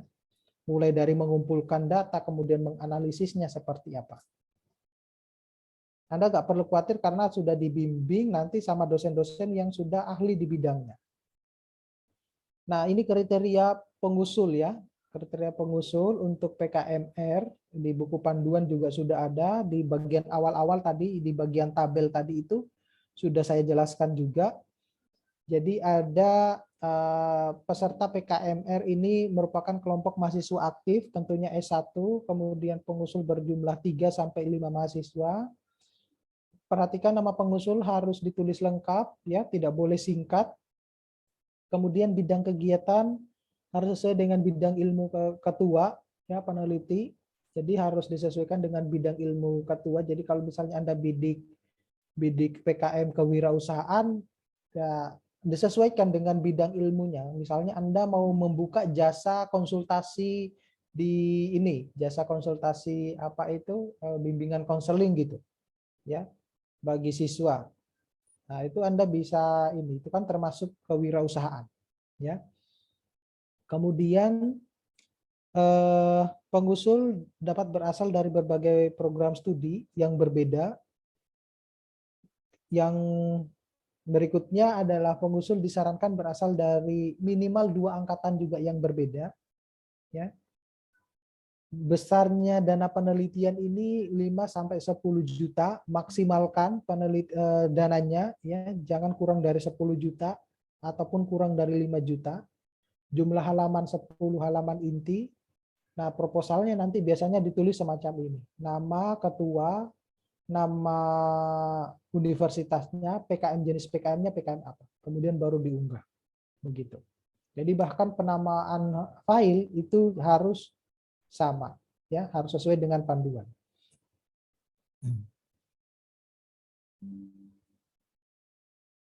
Nah, sistematikanya ada judul PKM yang tidak boleh menggunakan akronim ya atau singkatan. Nah, kemudian hanya diperbolehkan maksimal 20 kata ya untuk judulnya. Untuk judulnya. Nah, kemudian halaman daftar isi ini diberi huruf I1, I2, I3 ya. Sedangkan angka Romawinya 1, 2, 3 diletakkan di kanan atas. Kemudian jenis hurufnya adalah Times New Roman, fontnya adalah 12. Kemudian teks menggunakan jarak baris 1,15 spasinya ya. Kemudian layoutnya menggunakan ukuran kertas A4 dengan jarak marginnya 4,333. Nah, sekarang ke PKM kewirausahaan. Garis besarnya adalah, nah trik di PKM kewirausahaan biar saudara lolos, jangan membuat proposal PKM kewirausahaan yang berbau makanan dan minuman. Ingat itu. Ya, jadi kalau ada PKM kewirausahaan yang berbau makanan dan minuman, langsung gugur. Ya. Karena sudah banyak yang melakukan kewirausahaan yang berkaitan dengan makanan dan minuman. Itu tipsnya di situ dia. Nah, untuk kewirausahaannya, jadi semua bidang ilmu atau bidang yang relevan, jadi semua jurusan bisa mengajukan PKM kewirausahaan ini. Kemudian kegiatan dilaksanakan oleh tim PKM, dalam hal ini mahasiswa yang berjumlah 3 sampai 5 mahasiswa tadi. Tidak ada tinjauan pustaka, ya. Sebagai gantinya adalah gambaran umum rencana usaha. Jadi Anda itu menceritakan rencana usaha Anda itu seperti apa. Begitu. Kemudian tidak ada kegiatan penelitian, yang ada hanyalah proses produksi, kemasan, marketing. Ya. Tidak ada metode penelitian, yang ada adalah metode pelaksanaan. dan boleh kerjasama dengan mitra. Ya misalnya mitranya marketing, nah itu boleh. Nah, kriteria pengusul PKM-nya sama dengan kriteria PKM pada PKM riset ya, sama semuanya. Nah, luarannya ini, luaran dari PKM kewirausahaan bisa berupa barang baru, bisa berupa novel, atau bisa berupa animasi, ada tarian, modif produk, ataupun layanan. Itu luaran-luarannya. Ya, Anda berarti bergelut di bidang-bidang ini. Kalau misalnya mau yang PKM kewirausahaan, di bidang yang lain juga tidak apa-apa. Ya seperti yang saya jelaskan tadi, misalnya Anda mau menjual jasa konsultasi semacam itu. Ya. Nah, sekarang kita masuk ke PKM IPTEK ya, penerapan IPTEK. Tips-tipsnya yaitu sesuai dengan bidang ilmu, bahkan lintas bidang itu sangat dianjurkan. Kemudian ada tinjauan pustaka, utamakan sumber yang dari jurnal. Ya, kalau saya bimbingan saya itu semuanya harus dari jurnal. Kemudian tidak ada kegiatan penelitian yang ada hanya uji coba, ya uji coba alat. Ya, jadi kita tidak melakukan penelitian, tetapi hanya uji coba alat itu. Kemudian tidak ada metode penelitian, yang ada hanya metode pelaksanaan. Kemudian adanya kerjasama dengan mitra, ya, yang melampirkan surat pernyataan ini berubah ya, sudah materinya 10.000 kalau mau menggunakan 1 lembar, kalau yang 6.000 2 lembar, macam itu. Nah ini contoh mitra PKM ya, ada PKM yang produktif, ada yang PKM tidak produktif. Nah ini Anda bisa melakukan kerjasama dengan yang semacam ini. Ya, ada penjual jamu, ada ojek online, ada pangkalan pengangkat bata, ada ini, ya apa itu penjaga warteg, ya. Anda bisa kerjasama dengan ini. Jadi misalnya Anda membuatkan sebuah metode pemasaran atau metode aplikasi, ya, atau alat, ya misalnya biar si mbak-mbak ini nggak ngangkat bata lagi. Ya ada alat yang lain itu. Kemudian misalnya untuk menambah penghasilan si ibu-ibu ojek ini, itu apa yang Anda lakukan? Nah, itu adalah teknologi-teknologi yang saudara tawarkan. Nah, untuk misalnya penjaga warteg. Nah, penjaga warteg kan misalnya banyak aplikasi ya sekarang ya yang berkaitan dengan keuangan. Nah, itu salah satu contohnya.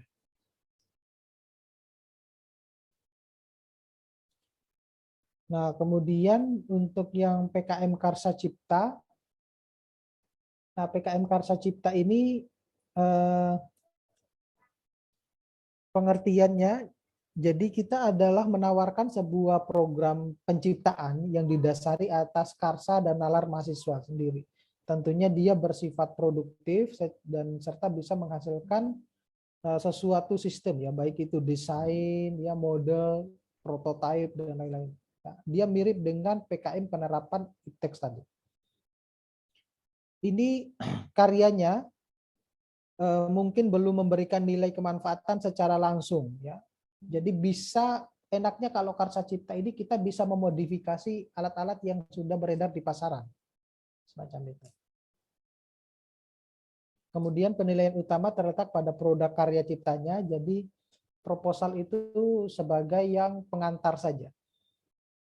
Kemudian tidak ada mitra. Nah, tujuannya sama ya dengan yang PKM PKM riset tadi ya. Nah, luaran yang dianjurkan untuk PKMKC ini adalah laporan kemajuan, ada laporan akhir, ada artikel ilmiah, ya pembimbing ditulis sebagai anggota, Anda tetap yang nama pertama ketua sebagai nama pertama. Kemudian ada alat yang berupa prototipe. Kemudian ada produk fungsional. Nah, apakah yang bimbingan konseling bisa juga mengajukan yang PKMKC? Ya bisa saja. Mungkin dia sebagai anggota, ketuanya ya mungkin yang di bagian teknik, ya semacam itu. Nah, sistematika proposal kegiatannya ya sama dengan yang lain, ada halaman sampul, ada halaman pengesahan, ya, ada daftar isi maupun bagian inti.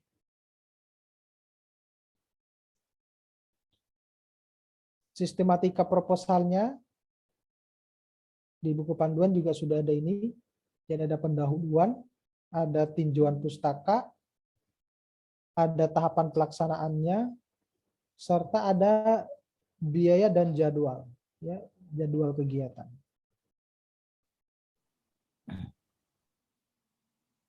Ini lampiran-lampiran, ya, ini tidak terlalu krusial karena sudah saya jelaskan tadi di depan.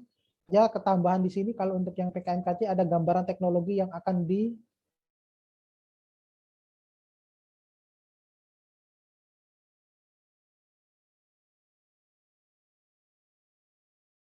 Nah, sumber kesalahannya sama dengan yang tadi, ya, baik itu di daftar isi maupun gambar maupun tabel, ya.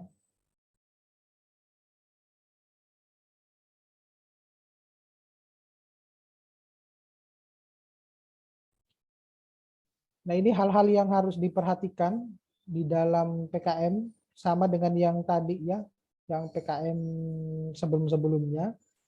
Jadi ketika melihat ide itu maka segera dikreasikan atau bisa dikenal sebagai kerlip nalar, ya. Jadi dia muncul begitu aja.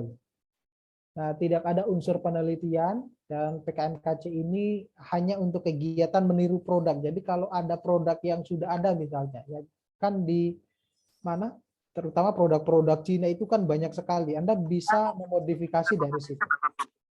Kemudian ada sumber inspirasinya, baik itu hasil riset, solusi non genetik, ya, riset aplikatif, maupun pengembangan atau penyempurnaan fungsi produk existing. Jadi menurut seperti yang saya bilang tadi bahwa mungkin menurut saudara itu ada di alat tersebut yang masih kurang sehingga Anda ini modifikasi. Kemudian harus bisa diaplikasikan atau diterapkan. Jadi jangan hanya sekedar menghasilkan alat, tetapi harus bisa diaplikasikan.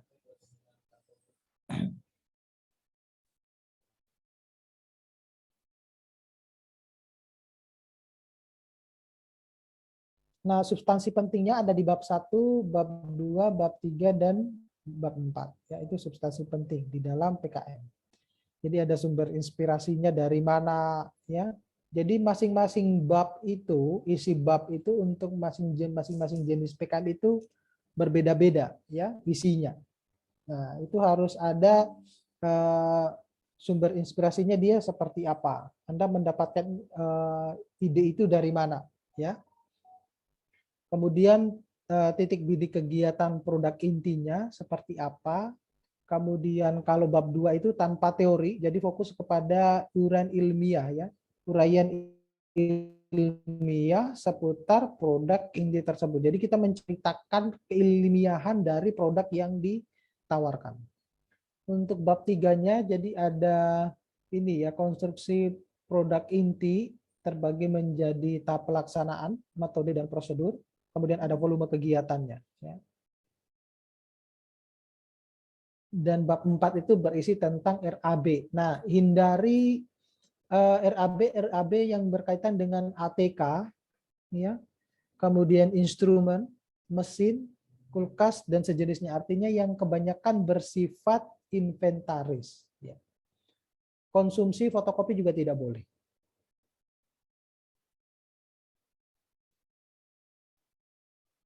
Nah, sekarang kita bidik ke PKM pengabdian masyarakat. Ini banyak dibidik oleh mahasiswa-mahasiswa juga, ya. Rambu-rambunya yaitu ini kita menumbuhkan empati atau respon mahasiswa, ya, terhadap persoalan yang dihadapi oleh masyarakat. Jadi Anda terjun langsung ke masyarakat, tanya ke masyarakat kira-kira punya permasalahan seperti apa. Nah, itu bisa dijadikan sebagai modal awal untuk membangun ide di dalam PKM masyarakat ini, pengabdian masyarakat. Prinsipnya yaitu bisa membentuk wirausaha baru. Jadi misalnya Anda bidik nih ibu-ibu rumah tangga atau ibu-ibu apa ya, ibu-ibu RT gitu, ya. Mereka itu kurang produktif. Nah, jadi Anda misalnya, tapi di desa tersebut itu punya misalnya penghasilan, misalnya dia punya apa itu bank sampah misalnya, punya tumpukan sampah yang banyak. Nah, Anda bisa membuat bank sampah semacam itu. Atau dia punya tanaman-tanaman yang bisa diproduksi menjadi minuman. Nah, itu bisa juga, ya. Anda bisa bekerja sama dengan yang membidik PKM kewirausahaan. Kemudian meningkatkan kualitas kehidupan masyarakat atau lingkungan. Jadi kemudian yang ketiga itu melakukan ya, ada apa itu, ada kerjasama, ya, kerjasama antara pengusul dan kelompok masyarakat. Ini kenapa sih Windows Defender ini? Nah, ini mitra, kalau Anda mau membangun mitra ini ya, mitra PKMM ya, pengabdian masyarakat. Jadi ada, misalnya Anda bisa membangun mitra dengan sekolah-sekolah, dengan ibu-ibu PKK, atau puskesmas, atau ibu-ibu pengajian, ya, ibu-ibu rumah tangga maupun polisi, ya. Anda bidik di situ. Kan mereka-mereka ini kan juga butuh ini ya, butuh konsultasi ya, butuh konsultasi psikis misalnya. Nah, ini gambaran umum masyarakat ya, ada persoalan, masyarakat itu punya persoalan apa, kebutuhannya seperti apa, tantangannya bagaimana. Begitu. Kemudian kalau mahasiswanya itu harus multidisiplin, jadi bukan hanya mahasiswa bimbingan konseling saja, ada solusi yang ditawarkan, ada metode yang nanti akan diterapkan. Kemudian itu diterapkan pada PKMN, ada berupa jasa maupun produk, ada manfaat, dan juga ada kemitraannya. Nah, PKMM ini yang perlu diperhatikan adalah esensi dari programnya. Jadi esensi dari programnya itu seberapa besar sebenarnya kemanfaatan dari program yang ditawarkan. Kemudian jenis persoalannya seperti apa, ya? Apakah misalnya ibu-ibu rumah tangga itu, ibu-ibu PKK itu hanya cuma memiliki arisan mingguan misalnya, arisan minggu bulanan, tetapi tidak ada produktivitasnya. Anda bisa nawarkan di situ. Kemudian ketepatan metodenya, yang pembimbingan tulis dan anggota, serta mitra program, dan kemanfaatan dari program tersebut. Jadi mitranya tadi sudah saya jelaskan ya, ada yang ibu-ibu PKK, ada polisi, ya, ada sekolah, semacam itu. Nah, ini adalah kita masuk ke PKM gagasan tertulis. Kalau menurut saya adalah PKM gagasan tertulis ini adalah PKM yang paling mudah, karena ini adalah PKM yang kita hanya menyalurkan ide awal saja, baik itu nanti besok dilaksanakan atau enggak, tetapi jelasnya adalah ide tersebut itu punya jangka waktu penyelesaian yang panjang. Artinya bisa kalau misalnya diterapkan itu bisa kemungkinan dilaksanakan gitu. Nah, hal-hal yang harus diperhatikan, jadi ada inti kegiatannya, karya tulis yang membuat ide berupa konsep perubahan di masa depan, kemudian kriteria keilmuannya ini tidak terkait dengan bidang ilmu, lintas bidang ilmu sangat dianjurkan, jadi tidak harus di bidang BK, ya. Jumlah anggotanya hanya cuma 3 orang dengan alokasi pendanaannya 3 juta. Loh, kok kecil sekali? Ya karena setelah dia dapat, ya sudah, dia tidak ngapa-ngapain. Gitu. Beda dengan PKM yang 5 bidang tadi. Kemudian luarannya yaitu berupa gagasan kreatif dalam bentuk artikel ilmiah yang nanti bisa memuat konsep perubahan atau pengembangan.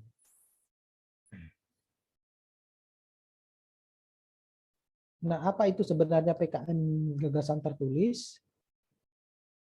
Jadi PKM gagasan tertulis ini adalah konsep perubahan atau pengembangan yang biasanya bersifat futuristik. Jadi perhatikan kalimat kata yang saya italik ini, ya, futuristik, realistik, dan jangka panjang. Intinya ada di situ.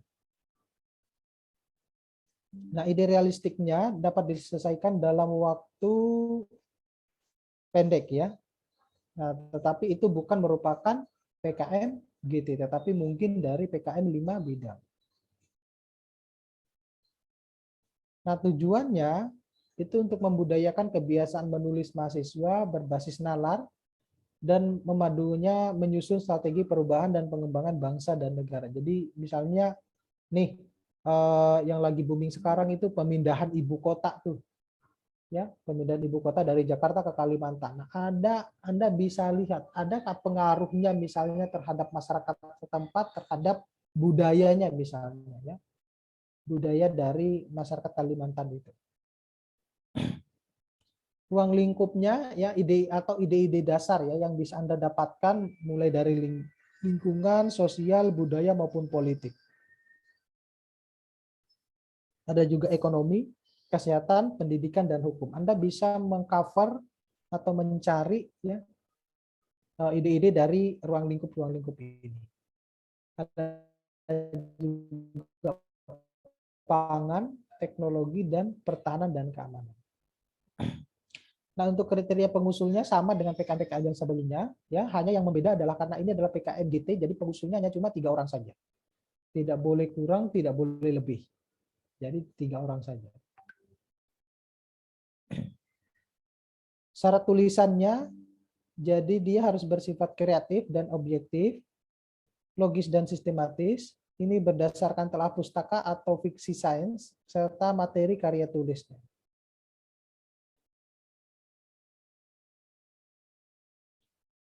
Nah, sistematika gagasan ketika menulis, jadi ada halaman sampul, halaman pengesahan, daftar isi, dan juga bagian inti. Nah, ini bagian inti dari PKM GT. Jadi beda sekali dengan PKM yang 5 bidang itu. Jadi ada pendahuluan, ya kita berbicara singkat saja, kemudian gagasan, ya.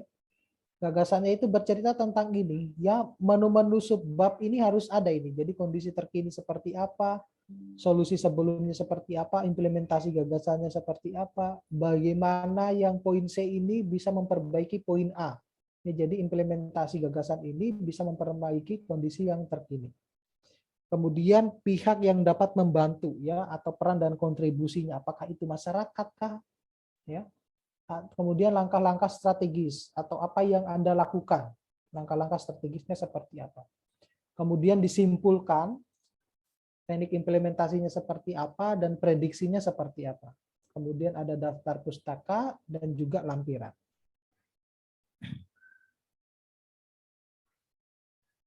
Nah, lampiran-lampirannya sama ya dengan yang lain-lain. Ya, jadi ada biodata, susunan organisasi, maupun surat pernyataan ketua tim.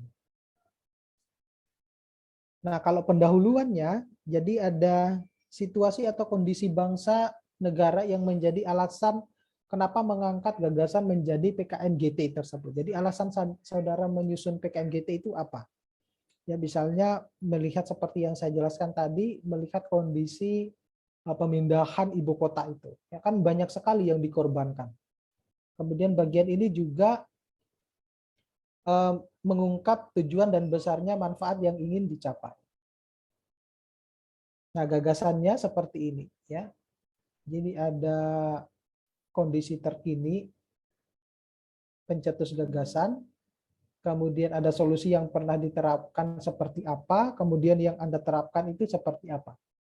Seberapa jauh sebenarnya kondisi pencetus gagasan yang akan diperbarui, pihak-pihak yang dipertimbangkan dalam membantu mengimplementasi ya, serta langkah-langkah strategis ya, langkah-langkah strategis yang harus dilakukan untuk mengimplementasikan gagasan tersebut.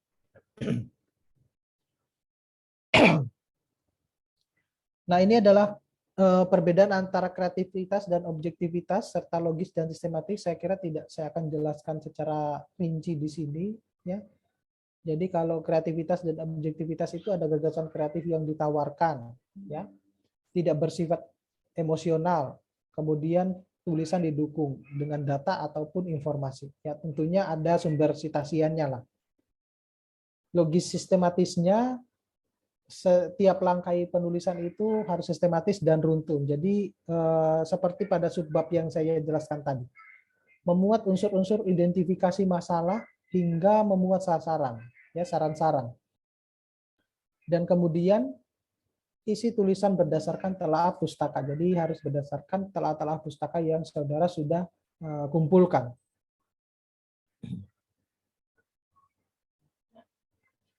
Ini seleksi dan evaluasinya ya. Jadi materi karya tulis itu merupakan isu mutakhir dan aktual, tentunya yang lagi booming saat ini. Kemudian tidak harus sejalan dengan bidang ilmu yang sedang ditekuni para penulis, dalam hal ini adalah mahasiswa, serta kesempatan diberikan kepada mahasiswa yang memiliki ide yang kreatif. Jadi kita akan memberikan dana itu kepada mahasiswa yang kreatif saja.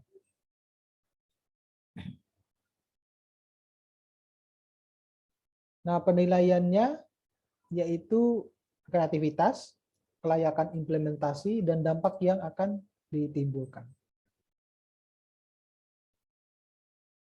Nah, hasil penilaian PKMGT seperti ini ya. Saya kira ini adalah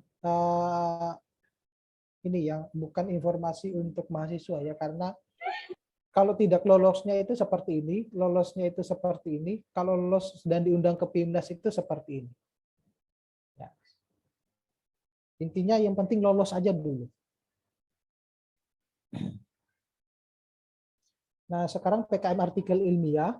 Kalau PKM artikel ilmiah itu Anda pernah mungkin di dalam tugas-tugas yang diberikan oleh dosennya, misalnya mereview jurnal, nah itu sama seperti itu. Ya, jadi kita menulisnya seperti jurnal.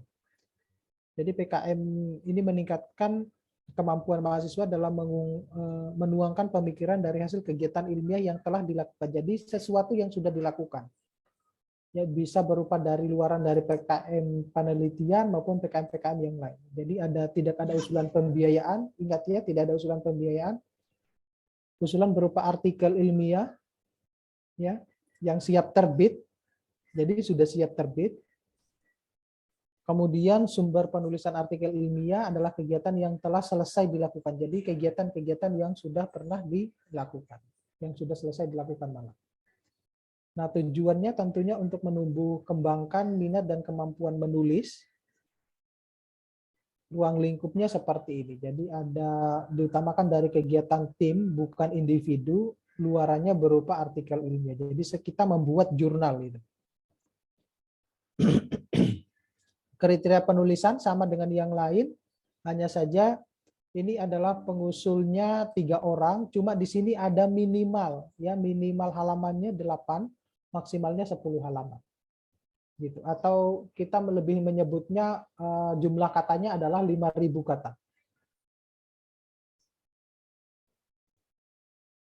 Sistematikanya ada judul, nama penulis, ada abstrak, baik abstraknya ada bahasa Indonesia dan bahasa Inggris, ada pendahuluan, ada tujuan, ada metode, hasil pembahasan, kesimpulan, yang ke-9 itu adalah acknowledgement-nya, 10 daftar pustaka, baru lampiran. Lampiran sama dengan lampiran-lampiran pada PKM yang lain. Nah ini ya, lampirannya ada biodata ketua dan anggota, surat pernyataan ya. Nah, penulisan format penulisannya itu adalah sama juga dengan yang penulisan-penulisan yang lain. Nah, sekarang kita masuk ke PKM futuristik, gagasan futuristik atau GFK ya. Ini bagi mahasiswa yang suka menggunakan ini ya, suka syuting misalnya ya. Nah, Anda bisa itu. Cuma PKM GFK ini topiknya sudah ditentukan. Jadi topiknya itu adalah yang SDGs itu. Tidak boleh lari dari PKM topik yang sudah ditentukan itu.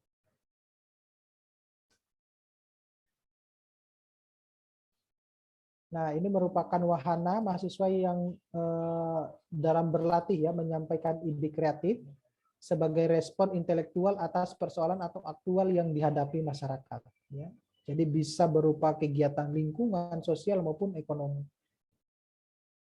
Nah, isu nasionalnya seperti ini. Jadi ini hanya sebagian kecil ya, sebagian kecil kalau Anda mau membidik PKM GFK, ide-idenya misalnya berupa dari ide orang-orang korupsi, narkoba, NKRI ya, NKRI, kemudian bencana alam atau bahasa daerah. Bahkan ada yang lucu, itu ada yang videonya itu tentang bahasa daerah, kumpulan dari berbagai macam daerah di Indonesia. Kan di yang kuliah di Adibuana itu kan dari berbagai macam daerah. Nah, itu kan memiliki bahasa-bahasa daerah yang lain. Nah, semacam itu. Jadi videonya tentang itu.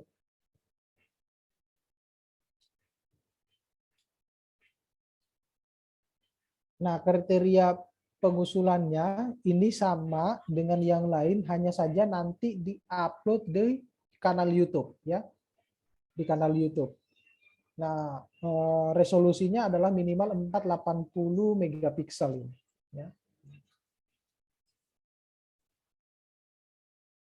Nanti selebihnya bisa saudara baca di ini. Di mana? PKM. Kalau ini ya, time schedule saja ini.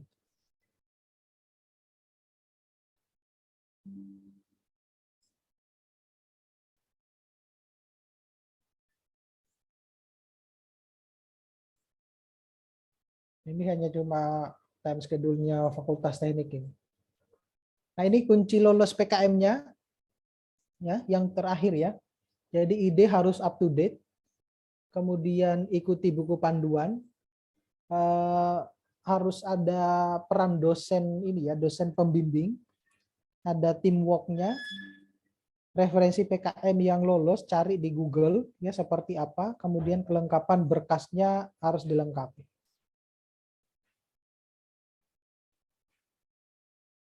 Nah, saya kira seperti itu ya. Untuk yang mau bertanya, silakan.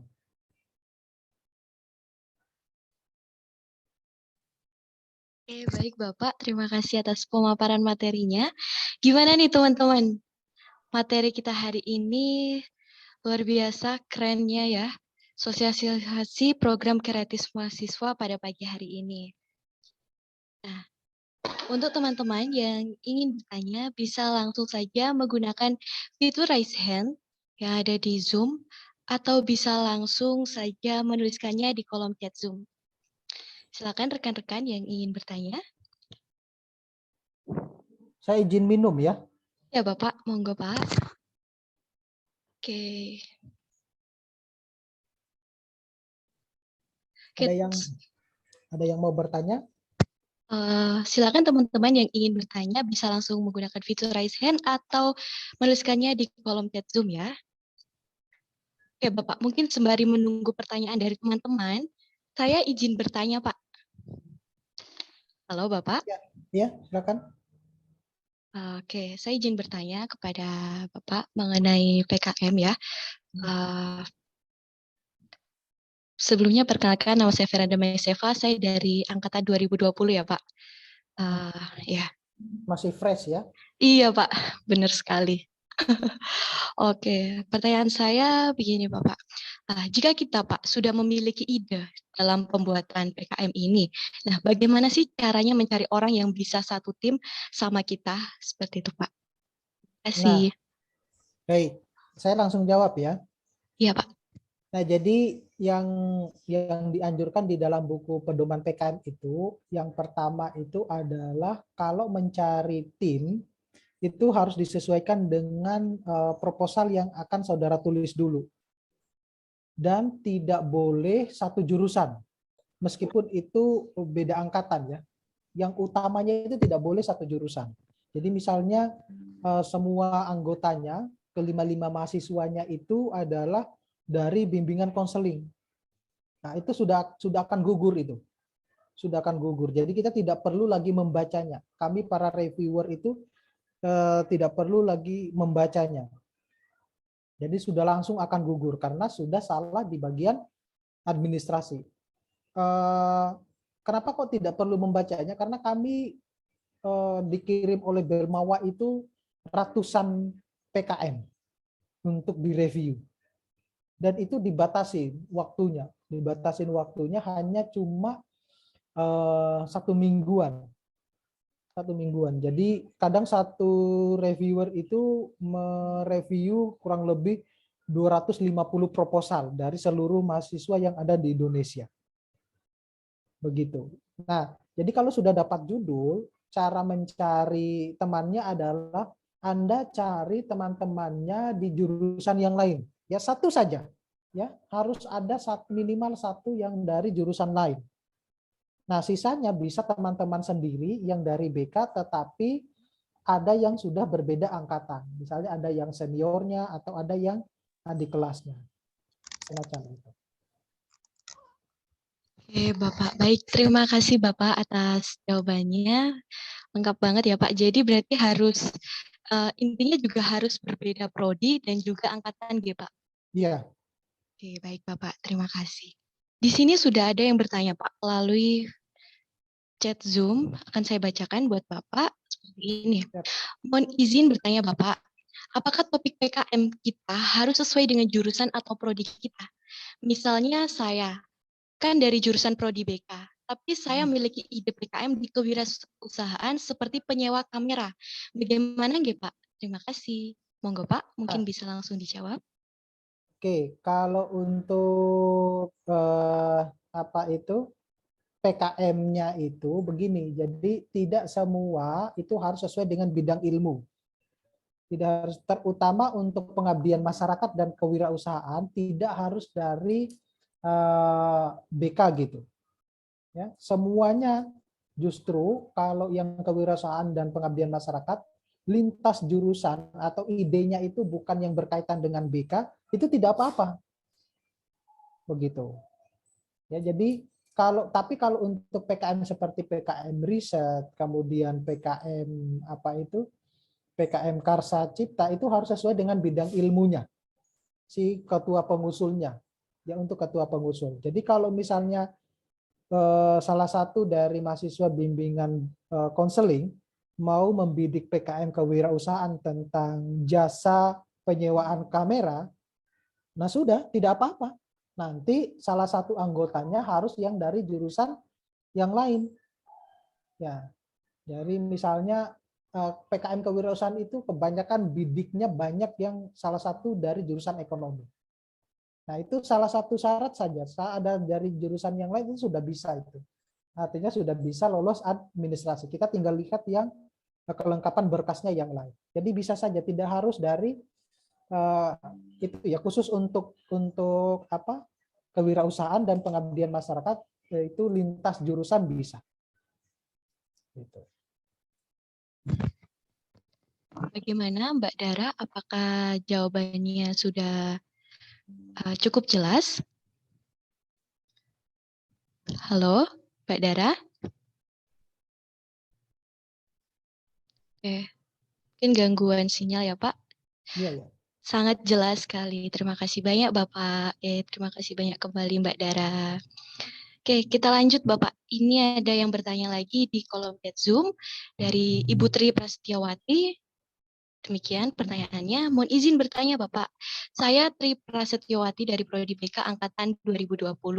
Izin bertanya, menurut Pak Olive, lebih baik mencari kelompok terlebih dahulu atau menentukan topik? Terima kasih. Monggo Bapak.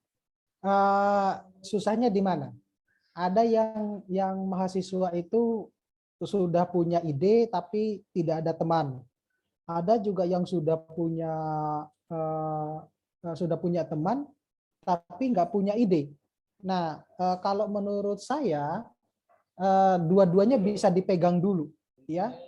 Kalau menurut saya yang lebih bagus itu, kalau saya sebagai mahasiswa ya, saya sebagai mahasiswa, kalau saya mending ide dulu yang dicari. Kalau mahasiswa itu, kalau ibu nanti misalnya tidak bisa dapat misalnya yang dari BK, ya, yang mahasiswa yang lain itu loh banyak, gitu. Tapi jangan khawatir kalau untuk keanggotaan.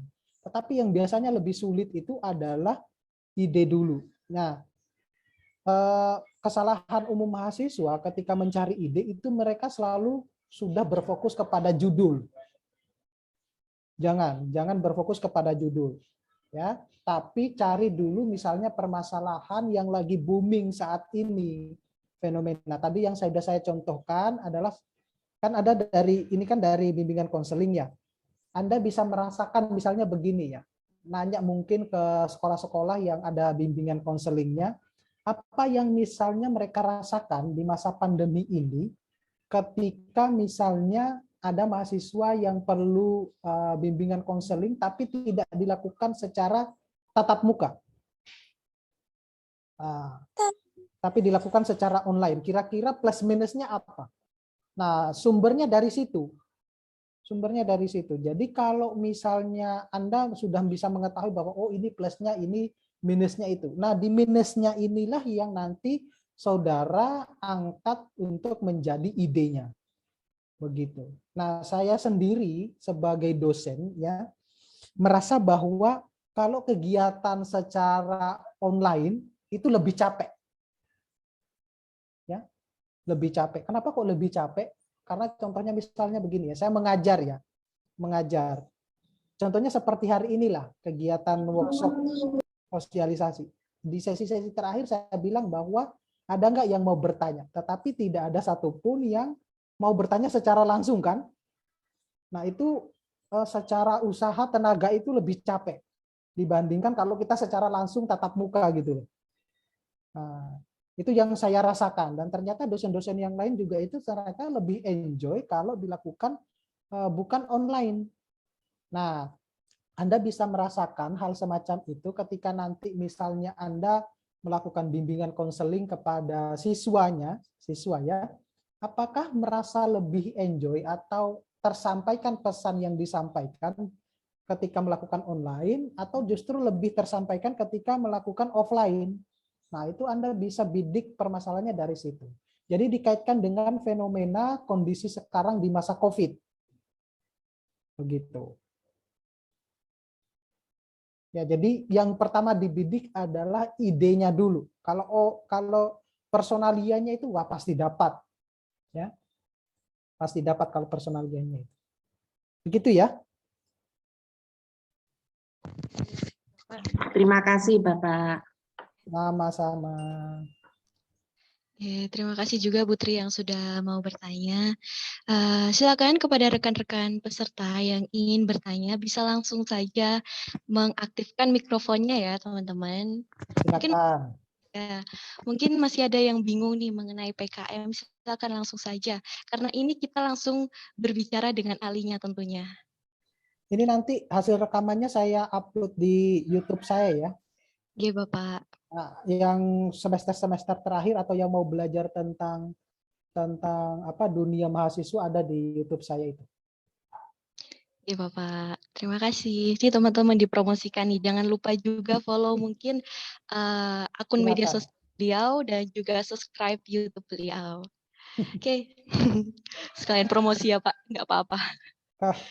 Kalau ya insya Allah kalau alhamdulillah kalau saya tidak mempromosikan ini karena sudah lebih dari jauh subscriber saya. Tapi kalau mau di subscribe silakan. Luar biasa, silakan. Saya cuma memberikan sharing ilmu saja. Baik Bapak. Silakan rekan-rekan baik dari angkatan 2019, 2020 maupun 2021 yang ingin bertanya dan masih bingungan mengenai PKM. Monggo, silakan yang mau bertanya. Bisa langsung saja menggunakan fitur raise hand atau menuliskannya di kolom chat Zoom. Silakan rekan-rekan sekalian.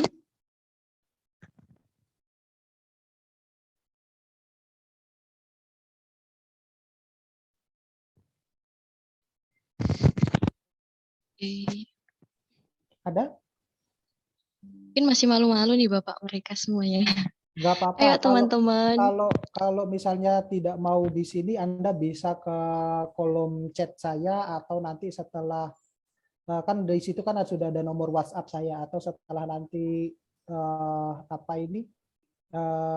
rekaman ini saya upload, Anda bisa komentar di situ. Nanti biasanya saya jawab. Oke Bapak, siap. Terima kasih. Ini Bapak ada pertanyaan melalui kolom chat Zoom dari Anavi Puspa. Mohon izin bertanya Bapak, untuk pengerjakannya itu kelompok atau individu? Nah, untuk kelompoknya berapa orang gitu Pak? Mungkin sudah tadi gitu Pak. Ya, jadi kelompoknya itu adalah 3 sampai 5 mahasiswa untuk yang PKM 5 bidang ya. PKM 5 bidang. Untuk yang PKM AI dan PKM GT, gagasan tertulis, itu hanya maksimal 3. Jadi tidak boleh kurang dari 3. Itu. Nah, bedanya kalau PKM AI dan PKM GT, kalau saudara lolos itu Anda tidak ngapa-ngapain lagi. Langsung dikasih dana 3 juta. Berarti dibagi 3 itu dapat 1 jutaan. Ya. Tetapi kalau yang PKM yang lain itu 3 sampai 5 mahasiswa yang didapatkan. Begitu. Ya. Nah, untuk pengerjaannya, kalau bimbingan saya tidak mau dikerjakan secara individu. Kalau bimbingan saya nggak tahu kalau stylenya apa bimbingan dosen yang lain. Tapi kalau saya harus dikerjakan sama-sama. Jadi ini mungkin stylenya saya. Kenapa kok proposal mahasiswa bimbingan saya itu selalu lolos? Karena kita punya jadwal tersendiri untuk bekerja. Jadi saya mereka kayak studi kasus gitu, studi kasus. Jadi mereka menampilkan proposalnya, saya cek, oh ini letak kesalahannya di sini. Jadi mereka paham semuanya. Ketika nanti di Monef, mereka juga paham. Karena kalau di Monef itu ditanya satu-satu, ya, dan semuanya harus bisa menjawab. Jadi tidak bisa misalnya hanya ketua saja yang menjawab, itu nanti ditanya semuanya. Jadi sebaiknya kalau pengerjaannya dilakukan secara kelompok, ya, yang namanya juga kelompok, ya, begitu. Bapak, terima kasih atas jawabannya. Gimana nih untuk Ananvi Puspa?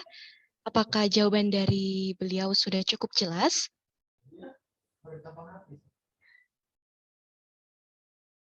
Halo? Oke.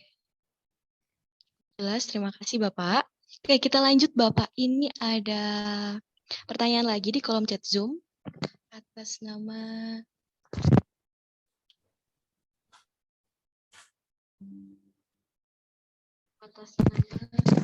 Yafi Hanif. Mohon izin bertanya Bapak, mengenai waktu PKM ini sendiri yang sudah dijelaskan dilakukan kurang lebih waktunya 5 bulan. Nah, apakah boleh dilakukan lebih cepat? Mungkin 3 bulan atau mungkin pengerjaannya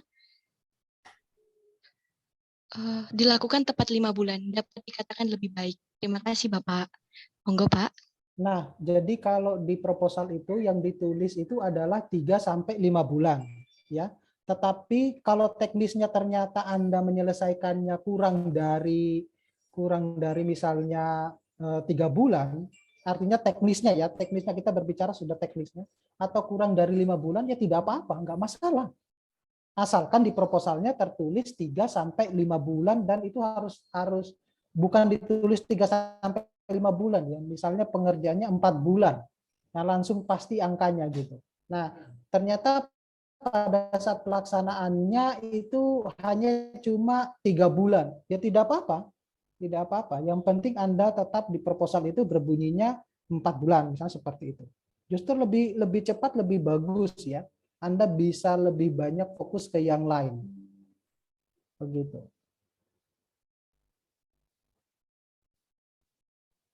Oke, baik. Terima kasih Bapak atas jawabannya. Bagaimana untuk Yafi Hanif? Apakah cukup jelas jawaban dari beliau?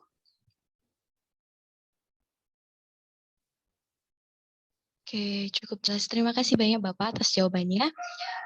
Oke, yang lainnya apakah masih mau bertanya? Silakan rekan-rekan sekalian yang mungkin masih bingung mengenai PKM, langsung saja ditanyakan kepada beliau. Mungkin sembari menunggu pertanyaan dari teman-teman lainnya juga. Oh, ini ada satu. Oke, Bapak, ini ada juga pertanyaan melalui kolom chat Zoom oleh Bella Mardani. Mohon izin bertanya, Bapak, dan bagaimana jika anggota kelompok kita yang dari prodi lain sudah melakukan PKM?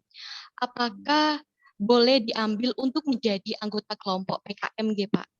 Terima kasih. Monggo, Bapak. Nah, ditanyakan dulu ke mahasiswanya, apakah dia sudah menulis di PKM yang lain?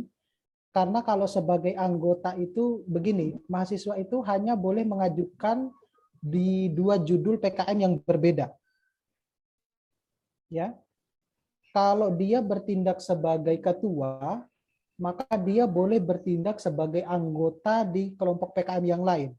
Atau si penulis itu, si mahasiswa tersebut, dia bertindak sebagai anggota di 2 PKM yang berbeda. Nah, tidak boleh lebih dari 2 PKM itu. Ya, misalnya si A, si ini misalnya Veranda ya, misalnya dia bidik PKM kewirausahaan. Kemudian ada temannya yang ngajak di PKM yang lain. Dia tapi si Veranda harus bisa bertindak sebagai anggota, tidak lagi sebagai ketua. Atau Mbak Veranda ini dia bertindak sebagai anggota di PKM yang lain, juga bisa juga sebagai anggota di PKM yang lain juga. Begitu. Tidak boleh lebih dari 2 jenis PKM. Kalau 3 itu nanti sudah akan didiskualifikasi PKM-nya. Karena di rekam jejaknya asesor itu muncul namanya. Kalau oh ini nama ini hanya baru 2 mengajukan, ini 1 begitu. Ya.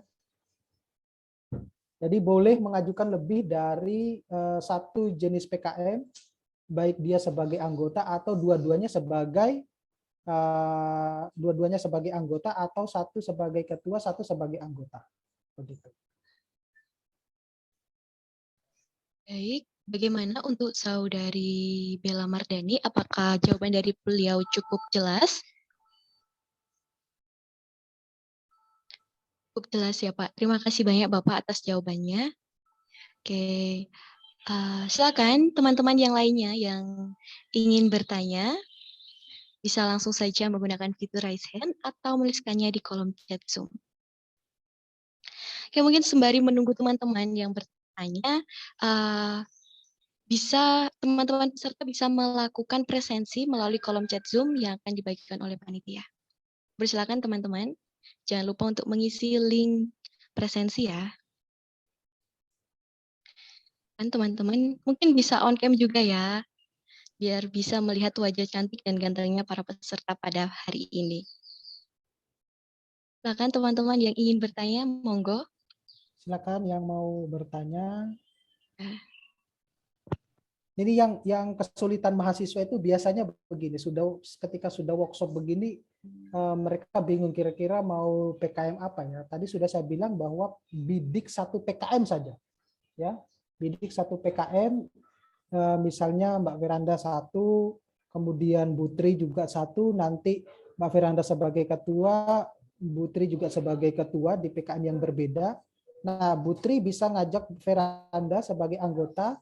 Nah, Mbak Veranda juga bisa mengajak Butri sebagai anggota di PKM yang lain. Begitu. Boleh. Nah, ketika itu jadi harus cari fenomena dulu yang lagi booming saat ini.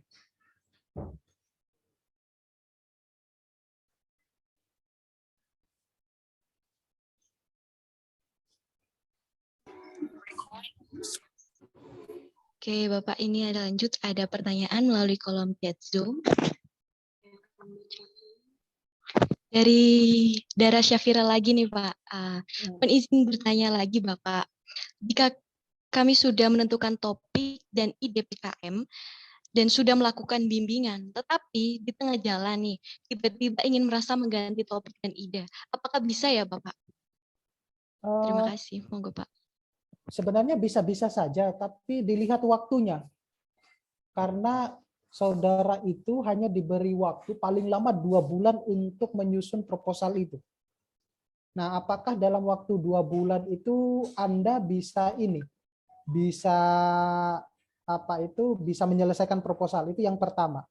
Yang kedua, sebaiknya ide awal itu diselesaikan. Kalau punya ide yang baru, Anda bisa membuat proposal yang lain untuk jenis proposal PKM yang lain. Begitu, sehingga Anda bisa menghasilkan 2